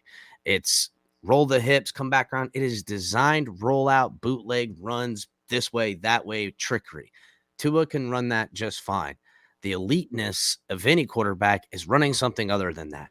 At times, the game dictates what you have to do Yep. as an Third and offense. 11. And real quick, to Not even Aqua's third and point, 11. to Even to beyond Aqua's that, point, you're down a touchdown with I X amount of time. I hate this You ha- argument. real Gary quick, Flanders. Real quick, to Aqua's Go point, Flacco beat them, not Ray Lewis and Ed Reed, right? No, you're right. No, because you're wrong, Aqua, because the Ravens had a perennial top 2 defense before and after Flacco got there. Yeah, no, okay? Had a the stupid Ravens playoff rode that defense for quite a while. That defense was fire. Hold on. Had nothing But to do I with hate Go ahead, Mike. when Flacco got there, that team, that quote unquote championship team that hadn't won a Super Bowl without Flacco was already in place. Okay, so stop with this Flacco is trash nonsense. Flacco is good Flacco had a enough, cannon. and Hold on, Tua is hold not on. good Flacco enough. could throw a Period. ball It doesn't matter if 65 Flacco's a yards lead on or a not. rope, bro. hold Flacco on had a real cannon quick. early on, but I don't care about it. What's Somebody up, Brandon? said Stafford's not elite, and I'm not going to get to that right now. I'm going to go to the comment just above it. And I've hated this, and I've sat here and talked about it many a times on the podcast. Gary Flanders says Tua can be a 4,000-yard passer if he's surrounded with the type of receivers I mentioned. He proved it at Bama. First of all, 4,000 yards in this day and age NFL is not great. You need to be 5,000. Yes. Second of all, my argument with Bama. Okay, so if you want to make a Bama comparable team in the NFL, you have to have an all-pro, all-Madden team with nothing but the best of the best on the O-line, the best of the best receivers, the best of the best defense, the best of the best running backs. The depth. It doesn't happen. It's the NFL. You are not going to stack 22. Yeah, you're not going to have 22 players. Could you get lucky, players. Brandon, and build a team like that? I've seen teams kind of do that in some ways. But listen, the depth? No way. You can't build a team long term. The money, hold on. The money and the contracts don't line up. As soon as somebody's great, it doesn't work. It's Brandon, at Bama, the NFL like I said, is on record as saying that they literally tailored the cap rules to make sure that happens. They do this to make it difficult. I hate the Bama argument because, like I said, it's the laziest argument. I am 4,000 yards in a great defense works. And by the way, he didn't play full 17-game season this year, right? Okay, but I did the math already. Okay, he was on pace for 3,800 yards this year. If he would have played full 17 games, 3,800, he wouldn't have even made it to 4,000 yards this year. So here's the thing. Now we're getting called. But if he would have had 200 more yards, hang on, Brandon, hang on. I need to settle this down and settle this comment, this narrative that's going in the comments right now that we're Watsonites. My point is, I am letting you know that I think Tua can be great and might be great. What I am saying is that it's not enough. It's not enough for Tua to be great because Tua, guys, nobody in the NFL likes the guy. Nobody wants to play with him. There's very rare. I'd say 20% of the NFL players actually want to play with this guy. Hang on, I'm taking my gloves off. This is done. So and no, 3,800 yards is not good. Is not good. AB. It was in 1994. It was good. It's not good now. No. Listen. Tua right now is not, there's not a lot of people that have faith in this kid actually doing something other than the Tua fans. Okay. And then Mike McDaniel, if you want to believe what he's talking about, you want to believe what Chris Greer is saying, awesome. Everybody believes in Tua, but there's the people that play this game and the other front offices, they don't believe in Tua. There's a player out there right now that would be a great get in free agency. He doesn't want to play with Tua. The problem is that Tua at his peak is not going to get us in the conversation of one of the best teams in the AFC, much less the whole NFL. It's not going to get us in the conversation of being an AFC East, even if Tua is great. If he proves me wrong and he throws for 4,000 yards, it's not going to be enough. We need to stop ignoring the fact that Miami is making a joke out of us as a fan base because yet again, they're passing on a guy that could put us in the conversation that we haven't been in since Dan Marino. We have not been in the conversation that we could get in by getting a guy at the caliber of Deshaun Watson. Regardless of what you want to say about his stats, the caliber of Deshaun Watson doesn't come around very often. And there's maybe 5 of them, maybe 6 of them that are as naturally gifted and talented in the NFL to play the position like they play it. Tua will never be one of those guys. Tua's Wonderlic score, Dan Marino's Wonderlic score. None of them were the smartest guys. But you know what Dan Marino had that Tua doesn't have? He had an electric arm, and he made up for all of his inefficiencies as being able to learn a game. Here's my problem with Tua, is even if Tua is great, I do not believe it's enough to win anymore. And I'm not saying he's not going to be great. Tua could take an entire leap forward in year 3, and maybe our team does take the next step. But I will not sit here and I will not bet a dime on us winning a championship with Tua at quarterback and having to go through the gauntlet of the AFC anymore. This is about Miami looking like a joke. We are the Barnum and Bailey circus of the NFL. Now we look like idiots for not trading for Watson when we were the only team, like Chris said, going for him. Now there's 15,000 teams that want him. It's literally, guys, Miami is about to do the same thing, and we're about to watch 10 to 15 years of crap football, or just good enough to get us excited, but never good enough to get us to the top. Yeah, Mike, and I don't know about you, but I'm sick and tired of it as a Dolphins fan. Yeah, why do you think the talk about moving... It's a madhouse! A madhouse! Why do you think the talk about moving the Dolphins to the NFC is already starting on Twitter? Because they know. They know. They just don't want to admit it. They want to talk about every other solution. Move us to the NFC so we can be competitive. Oh, that's a great solution, guys. There's a lot of lowering bars and lowering standards around here. I do see the backup plan, guys, if you want to be real. Because McDaniel coming in, studded out offensive staff for offensive line and tight ends, they're going to build it the long way. And this is how teams do it. When this system gets installed, McVay had all these guys had decent starting lines with their teams, and so does McDaniel. The bar is set high. McDaniel don't get to the playoffs. I don't care. This ain't good, because this team was a couple wins away the last few years with the defense and the offense. So this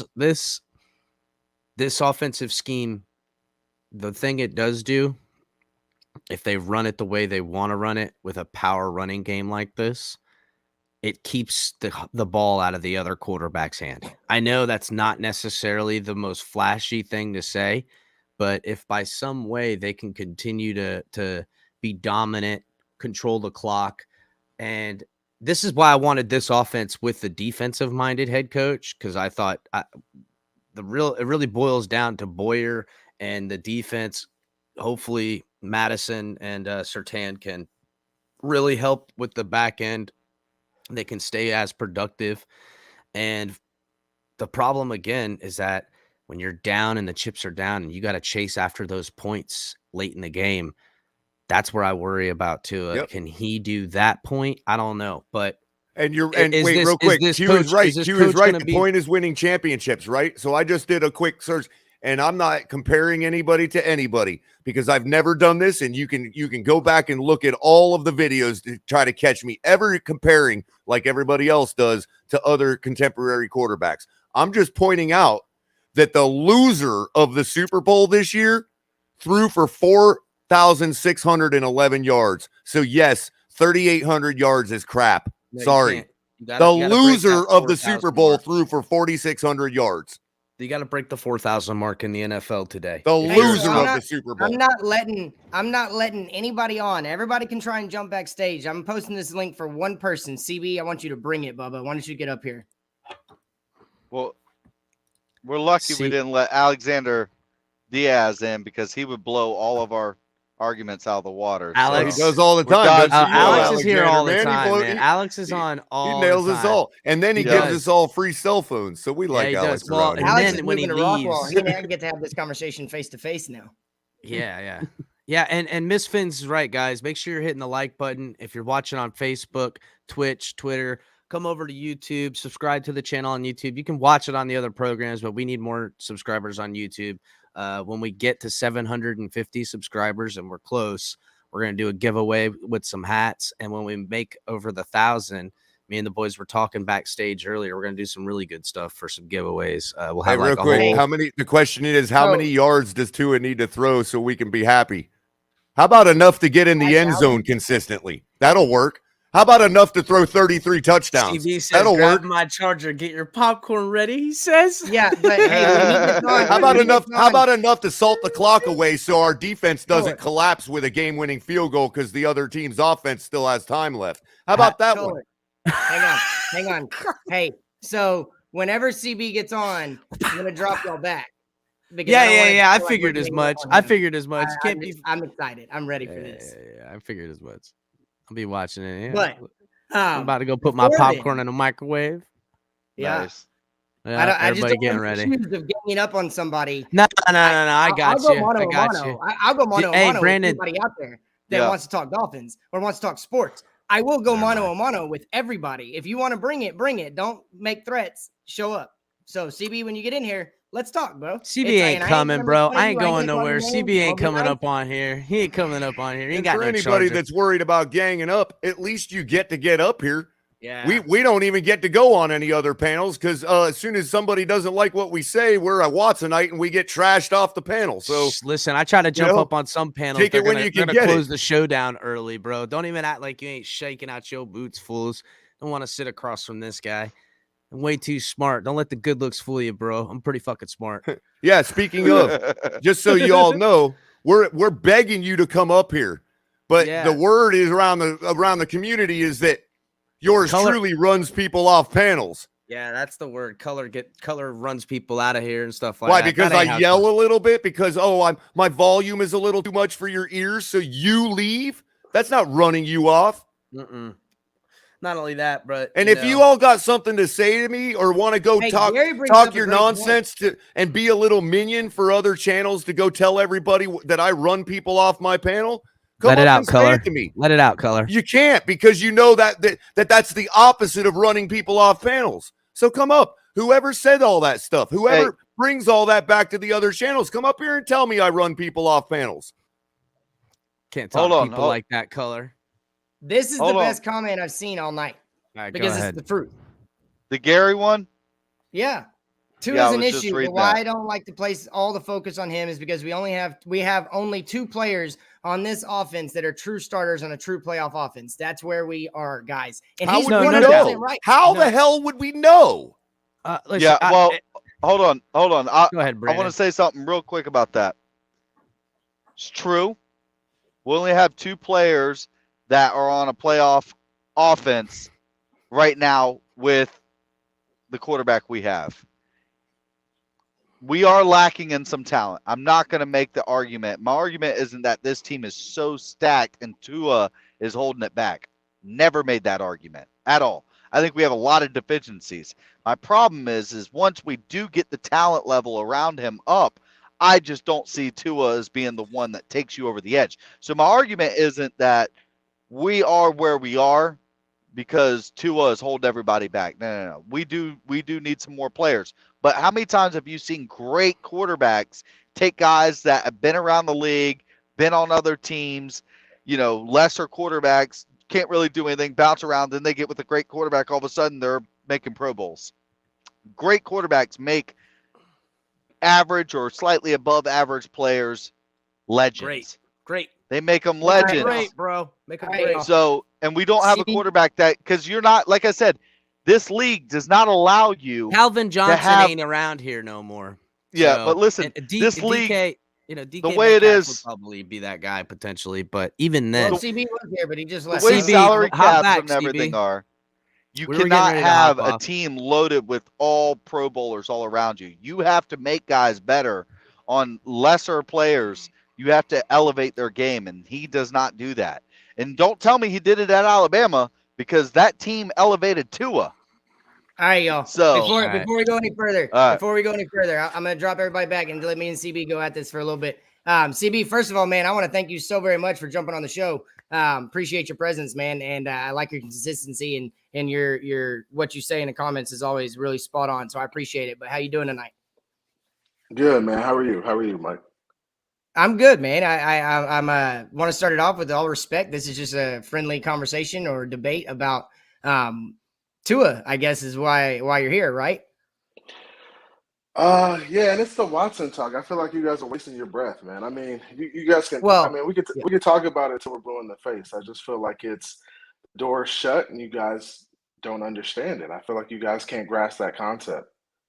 But CB, that's what I said though, bro, is I said we're not getting Watson. Like I've already convinced myself it's not happening. And I'm talking about how we are going to look like a joke to the rest of the NFL because we had an opportunity to get him and we didn't take it. And then if No, we close the Mike, door, that's Mike. fine. But choosing Tua over Watson is what it comes down to at the end of the day. Is we let Flores go and we went with Mike McDaniel and Tua, and I get that, and I'm all aboard the Mike McDaniel train, and I do think that Tua is going to take a monumental step forward this year, but I don't think it makes us a playoff.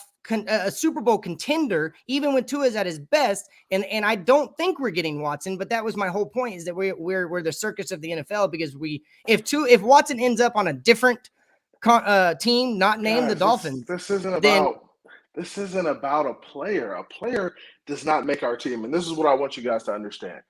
So, them not getting Watson isn't making us look like a joke. What's making us look like a joke is not being able to build around our rookie quarterback that we drafted 2 years ago. Yeah. And put it and that's what's made us look like a joke. We have the 32nd ranked offensive line for basically 2 straight years. Yeah. That's the joke. See, well, and that's what I want you no, but see, that's what I want you guys to understand. You guys are talking about, if we don't get Watson, we look like a joke. We look like he should have been ours. No, we are already terrible. We should have been in the playoffs 2 years ago and last year. Do you not understand that? Like, this is what I want you guys to understand. So it's staring you right in the face. The problem is staring you right in the face, and everybody's still looking for outside variables to come save the Dolphins. The problem. It's not about Tua. It's not about the quarterback position. It's about building an offense, getting an offensive staff in place that has cohesion, that has consistency, that can call plays, that can put guys in a position to succeed. Do we felt like Waddle was used efficiently last year? Do we felt like Waddle? No. We had college offensive coordinators. We had high school. Stevie, look, I agree with everything you don't you're get saying. it. You guys don't get it, and that's what I do get it, Bubba. Like, I'm not. Hey, hang on, bro. Let me speak for just a second. I'm going to tell you why you're right. So here's the thing. I've said earlier on, months ago, that we were already a joke once we fired. Right, Mike. You said all of this. Once again, hang on. Once again, we didn't follow through with the commitment. I'm not saying that Watson is the reason we're a joke, and not getting him at all is going to make us a joke. I've already stated that right now, once we fired Flores, we are literally the circus of the NFL. We're worse than the Browns. We're as bad as Washington because of the dysfunction that is in this organization. I'm saying that once again, this organization passed on an opportunity to build an offense around a quarterback that is worth building an offense around. I'm not saying that Tua is not going to be good, and I hope I am the first person. I will tell you. I'm telling you right now. Mike, I just heard you say the first person I bring on if Tua proves me wrong and he takes this team to the Super Bowl. But it's not about Watson. I'm letting you know that the reason I say that it's going to be known is because to build a team, you have to have somebody that they want to play with, and I can't name names, and you can call me a liar and you can say I'm making this up, but I know there's a fact out there right now that there's a certain wide receiver that is on record, and it's not the only opinion around the NFL that wants to play in Miami, but doesn't want to play with Tua. And I can argue that. You can argue that. Right now, but I can't tell you because I promised I wouldn't, but it's the first time I've ever gotten information that I can't talk about. So I was like, cool, but at the same time, but no, it's not even that, dude. You can go look at it. I mean, that article about Omar Kelly, I had 22 people on here from different fan bases that aren't Miami fans, and they were 80-20 that Tua is never going to be better than mediocre. And it's not just us that are Watsonite. But it's the fact that Tua should never have been drafted with the number 5 pick, period. Look, and this is why I don't look for outside sources to talk about the Dolphins and my team. I mean, because they just don't know. They don't watch enough football. They don't break down all 22. They don't know what our roster looks like. And I challenge all these people who say, hey, we need Watson. We need, go watch some film. Like, it really will help you understand what's wrong with the Dolphins. Okay? So watching the film will help you understand. Having a run game makes you a more efficient offense. It just does. It helps you a lot. We see what it did for Tannehill in Tennessee. And do we think Tannehill is a better quarterback than Tua? I don't think so. I mean, can't he has agree with playoff that. wins. He does, but he has a team, and that's what I want you to understand, Mike. No, I agree with you, bro. Game. I agree with you. We need a running game and we need all that. But why spend the number 5 pick? Why spend the number 5 pick on a guy that you have to put an all-star team around? Like that shouldn't be a number 5 pick. Right, a number 5 pick needs to make your team better with what's on it. Not okay. Now we got the number 5 pick. We've wasted all these years before because now we're going to build our offense. That's not true though, Mike. Look at Herbert. Herbert went into a system that was successful. It was already established, bro. That system was already established. That team had 11 Pro Bowlers already on it. They brought Justin Herbert into a system that was established. We did not have an established system, and we brought in a system quarterback. But that's what I just said. So you said, hey, we brought Tua into a situation that wasn't the best. And that's we drafted him number 5. What I said is we drafted him number 5 and then started to build the team. You don't do that with your number 5 overall pick. You have a team built already. Then you bring a guy in that confidently makes that team better. That he comes on that team and he makes it better. You don't draft a quarterback number 5 and then build a team. That's not how you're supposed to do it, bro. Especially if it's a system quarterback. That's what you don't understand. These teams with early draft picks, usually their teams are really bad. Okay. Yes. Cincinnati was a really bad team, right? Yep. And they're in the playoffs with one of the worst offensive lines. They added Joe Burrow. They added pieces. And immediately got better. And immediately got better. The Dolphins added nothing on offense. We drafted all defense and we drafted Tua and we drafted Waddle. That's the same thing they did. They got him Chase. They did the same thing to Joe Burrow. They didn't upgrade his offensive line. The same offensive line to get his knee broke the year before. They brought in maybe one new guy. They still gave up the most sacks in the NFL. That team still went to the playoffs, and Joe Burrow made them better. That's what a top 5 pick's supposed to do. But what about it doesn't matter what team's around him. He makes it better. What about coaching? How was Zach Taylor in regards to the offense? Oh, I'm not disagreeing with our offense or our coaching. Our coaching was trash on the offense. All right, so how was Zach Taylor in regards to the offense? How did he do with the offense this past year? He magnified Burrow's talents, which are off the chart. Right, and do you think we did that with Tua and our offense? No, but I still don't think that's enough. Even if we do that with Tua, that's my point. And we'll see that this year. That's to be. I hope I'm wrong, CB. I really do hope I'm wrong, bro. Like I really want to be wrong. I'm a diehard Dolphins fan, bro. I live in Texas, and I've repped the Dolphins my whole life. But I get it. You're Tua gonna be wrong, Mike. You're talking about watching tape. Hang on, one last point. I'm gonna let you finish up. You're talking about watching tape. There is so much inconsistency on tape from Tua it's enough to say the number 5 overall pick shouldn't have been spent on the guy. And if the rumors are true that we didn't do our true due diligence and we went off of Alabama tape and made sure his surgery went well and that his recovery was going well, but we never actually went and watched him throw a ball after surgery, then shame on us. And we are the Barnum and Bailey circus. Tua at his peak, I still don't think it's enough to put us in the conversation as a team that can compete. I don't agree with that. And I hope I'm wrong. I hope you're right. I really do. And I hope you come back on here to tell me I'm wrong. That'd be greatness. I will, and that's what I want you guys to understand. I think with a run game this year, with a better system on offense, Tua will be successful. I think the defense will stay where they are. Hopefully, they can get some more run stopping ability, so we can shore that up in the middle. But outside of that, this was a playoff team 2 years in a row. The first year Flo had us, we won 5 games. Right? We win 5 games. We overachieve. Play well on defense with guys coming. You know, we signed guys from Publix and Walmart to come play for us. Yeah, and we beat the Eagles. We beat teams we shouldn't be beating. Right. Yep. The next year we play well. I mean, we're at a space where I think Fitzpatrick should have been the guy all the way. Oh, 100%. We managed it all wrong. Right. So Fitzpatrick should have been the guy. That was the decision that shouldn't have been made, but that team was good enough to get into the playoffs and win a playoff game. We beat teams like the Chargers last year. We beat Cincy. Like and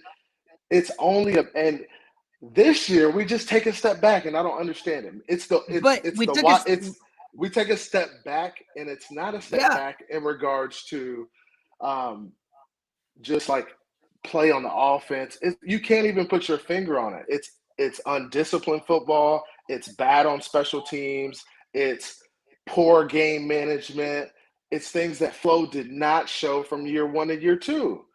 So are we going to put it all on Tua? Like, Well, no, just it's not doesn't. about that, man. It's CB. It's I'm not and saying it that's was Tua's fault. You have to understand. I am a very middle of the road guy. I've taken my pitchfork and put it away, but I'm done trying to be called a Watsonite.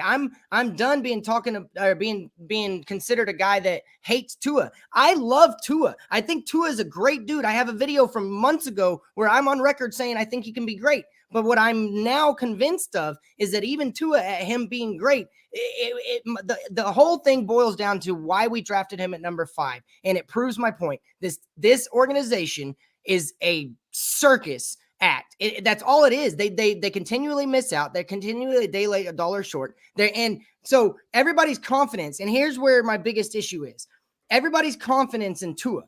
If you think Tua can win a Super Bowl, that's great. But do you honestly trust this organization to put what's needed around Tua to win a Super Bowl? Because they have yet to do it ever. Even with Dan, they didn't do it. The last time they did it was when Shula was the coach. But guys, this is what I want you guys to understand too. Like in the NFL, it is very hard to be a consistent winner. And like I think I understand. I've been a Dolphin fan since I was born. My dad is from Melbourne, Florida. That's the only team they had in the state when he was coming up. So as a result of that, I'm a Dolphin fan. But what I want you guys to understand is it's hard to win in the NFL. There aren't many consistent winners. Like Kansas City was a shitty-ass team at one point. Everybody was a shitty team at one point. And you have to get it right with the head coach. And you have to be able to – I think McDaniel will find a way to create a running game, to get the defense to be consistent, and we'll be able to win games. I think we're but is it enough to win the only Super Bowl, CB? Yeah, I think it's enough. What year will Tua get us? Well, what year will this team finally get to the Super Bowl if McDaniel's the guy? Because I'm not saying he's not. What you're talking about, I went back through the numbers and I presented him on TD's show. Every team he has been in contact with since 2014 goes over 420 attempts on the ground and over 4,000 yards receiving as a team, and they average between 4.3 and 4.7. So I'm extremely excited about the system that is coming to Miami because it's old school, run the ball first. It's not about having an all-star quarterback anymore. It's about having a really good team that the run complements the pass and the pass complements the run, and it's not about having to have an elite quarterback. I'm really excited about that. But the realist side of me doesn't think it's enough to win in the AFC because of the landscape. I mean that AFC West, dude, have you ever seen a better, worst quarterback in a division than Derek Carr? Like he's literally the he's the best, worst quarterback of a division I've ever seen in my lifetime. And the last thing I want to talk about, and then I'm going to go ahead and close it up with you and bring the guys on to say bye to everybody, is I'm going to let you close it out, is that I've been a Dolphins fan. I grew up in Germany. My dad had season tickets in the 70s and the early 80s.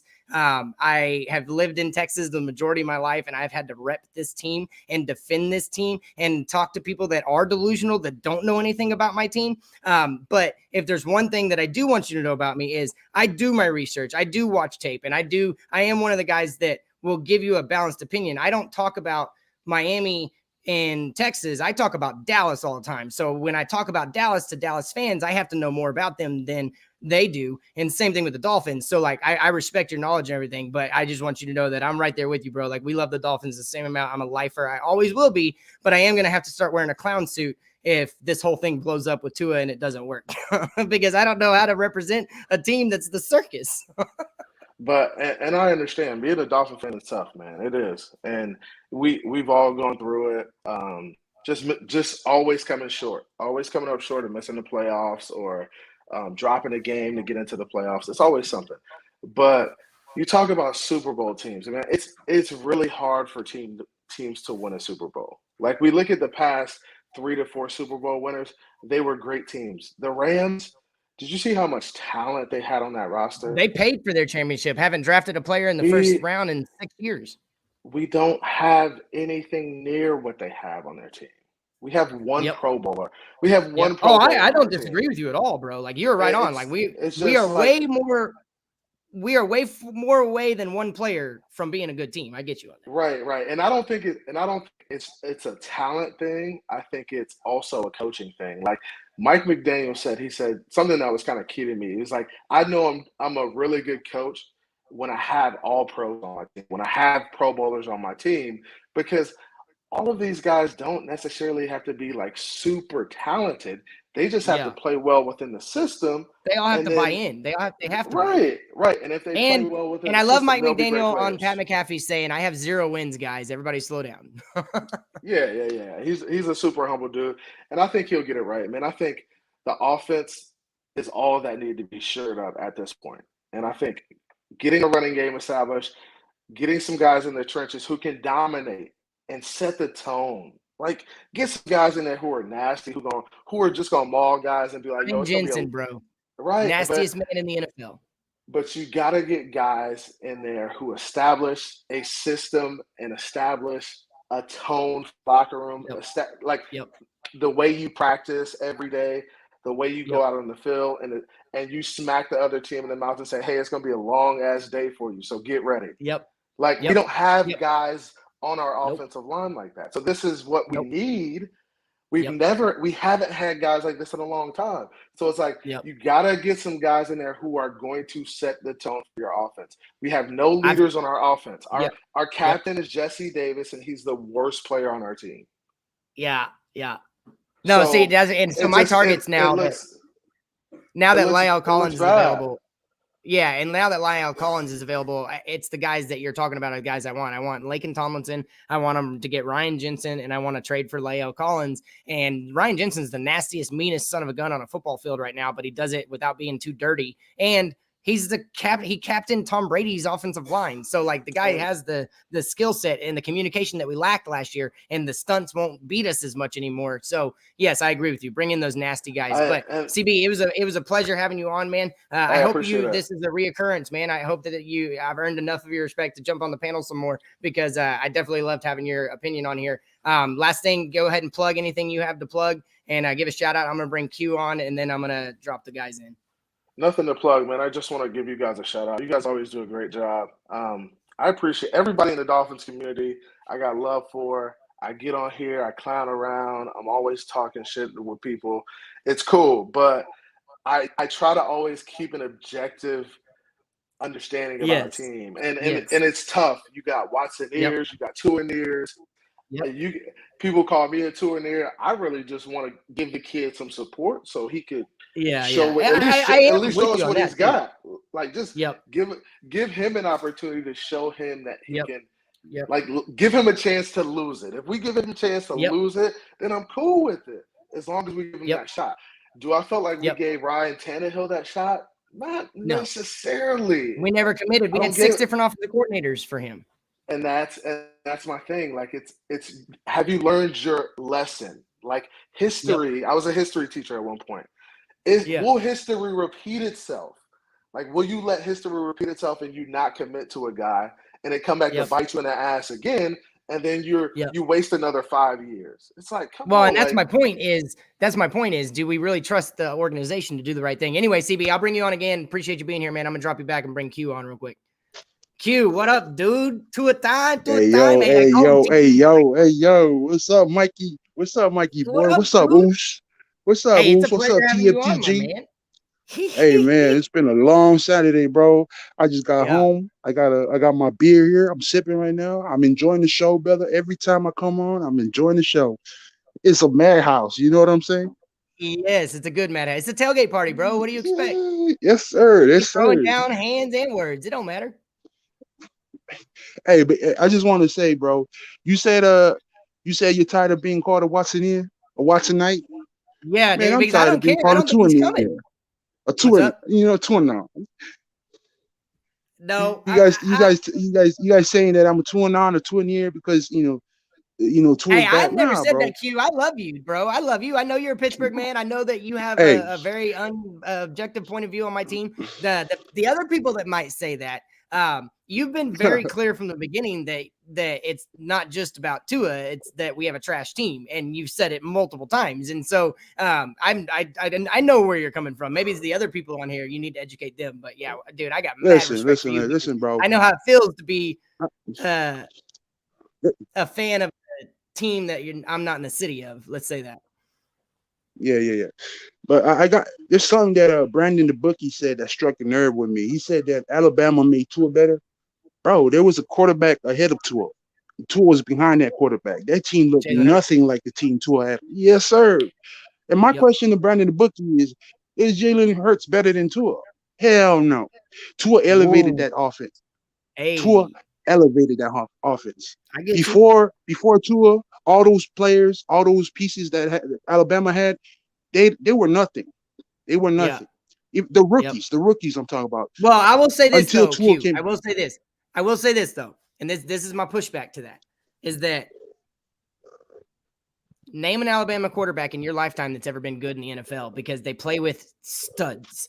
Whether they're all-stars or they make them better or not, they're still studs. They still bring out the best in their studs. But there's never been an Alabama quarterback succeeded in the NFL in our lifetime, homie. My Oos. Hey, I'm calling you Oos because you my Oos. Yeah, you know what I mean? You my Oos. Nope. You my bro. Oos. No. Okay, I got you. Oos. I got you. Oos means Oos. Oos means Uso. It's bro and Samoan. All right, cool. I'm gonna do Oos then. Yeah. All right, Oos. Yeah. No. But yeah, Tua name an Alabama quarterback that's been good, Oos. That's a personal thing. That's the quarterback's own personal problem. That's what I'm saying. That's not. But Alabama it's not like quarterback hasn't won a Super Bowl since I've been bro. alive. It doesn't matter. That's the quarterback's problem. The reason why they don't win a Super Bowl is because the quarterback is not that good. It's not doing the work. Exactly. It's not putting in work. Exactly. Right. Exactly. Man, and my point and my question is this: can Tua win a Super Bowl or multiple Super Bowls? Yes, he can. He can. I hope you're right. Will he? I hope you're right. Will he?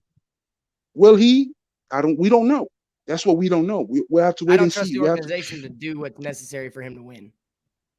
Okay, you don't trust the organization, but you don't trust Tua because of that?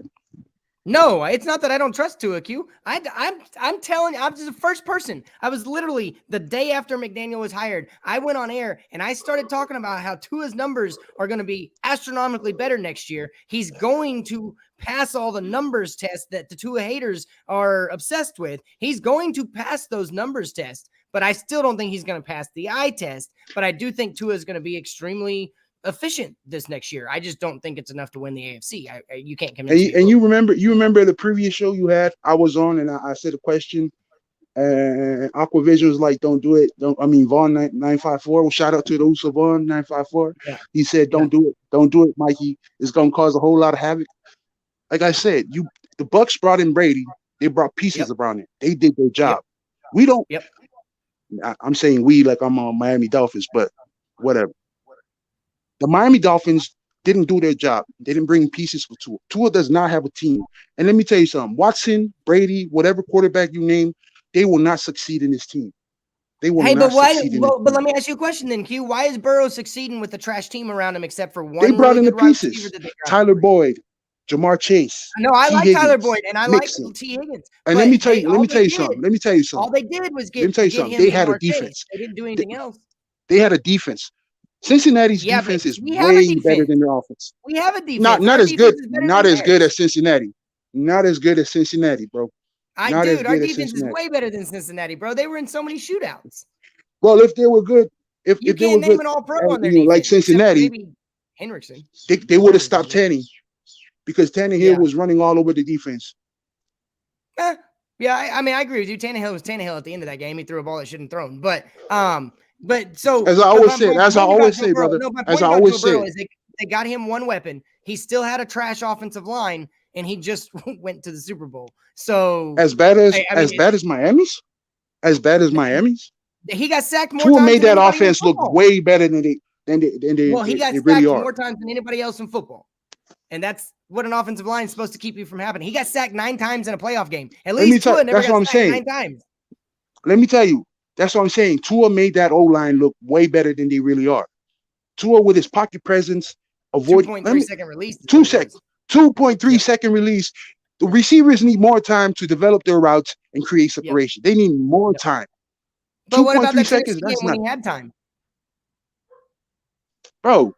No separation at all. All the receivers were covered. Watch it again. Go watch film. No, watch the film. All the receivers were covered.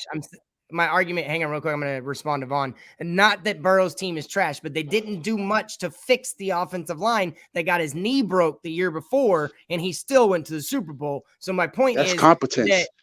That's football competence. There's a level of quarterback play that goes on in the AFC right now that I just haven't seen enough consistency to say we have anything close to the level of quarterback play in the entire AFC. But hey, Q, I gotta get off. My wife's home. I'm gonna let you say all right, your brother. final words, whatever Hey, you yo, want. I'm gonna bring color on. Shout out to TFTG. Shout out to Color. Shout out to Mike, aka El Capitan, aka my Huckleberry. What's up, Oos? OG, Triple OG Color. Brandon the Bookie. Shout out to the chat. Everybody in chat, hit that like, subscribe, get this show on the road. You know what I'm saying? Appreciate you, Q. Thank you, Oos. I'll see you next time. All right, Oos. All right, Color, I'm going to close it out. Oh, Color's gone, so I guess I'm just going to close it out myself, guys. I appreciate y'all being here. And yes, Vaughn, I know Burrow holds the ball. That's why he got sacked so many times. But Tua didn't have time to hold the ball at all. And Burrow at least had enough time to hold the ball and still try to make a play. Cincinnati's team is not trash. They're in Super Bowl. My point was that the only thing they did after getting Burrow was draft Jamar Chase, and they really didn't get him any other weapons or anything. They just he took the team as is that wasn't successful before he got there, and he went to the Super Bowl in year 2 or 3, whatever it was. So it's late. My mind's gone. I love everyone on here. Please like, subscribe. Make sure you're checking in. Make sure you're putting those notifications on so you can get the latest and greatest videos. And remember, on Tuesdays, we have TMI Tuesdays with Tonk 7 and color commentary at 9 p.m. Then directly after that, you've got Mike on the mic, me with open mic, and that's an open panel for everybody. Then you got Drop the Mic on Saturdays at 10 p.m., which is tonight with me. And then on Thursdays, you get my boy Color Commentary, and he's got the hot takes, guys. But I thank y'all very much for being here. I appreciate your time. Appreciate your questions. Thank you so much for CB jumping on. Thank you, Q, for jumping on. Crypto, I'm sorry I didn't get you on, bro, but I got to jump off. I usually only do an hour and a half. I went a little longer for some special guests. So appreciate it, guys. Love everybody. Fins up, as always. Peace out.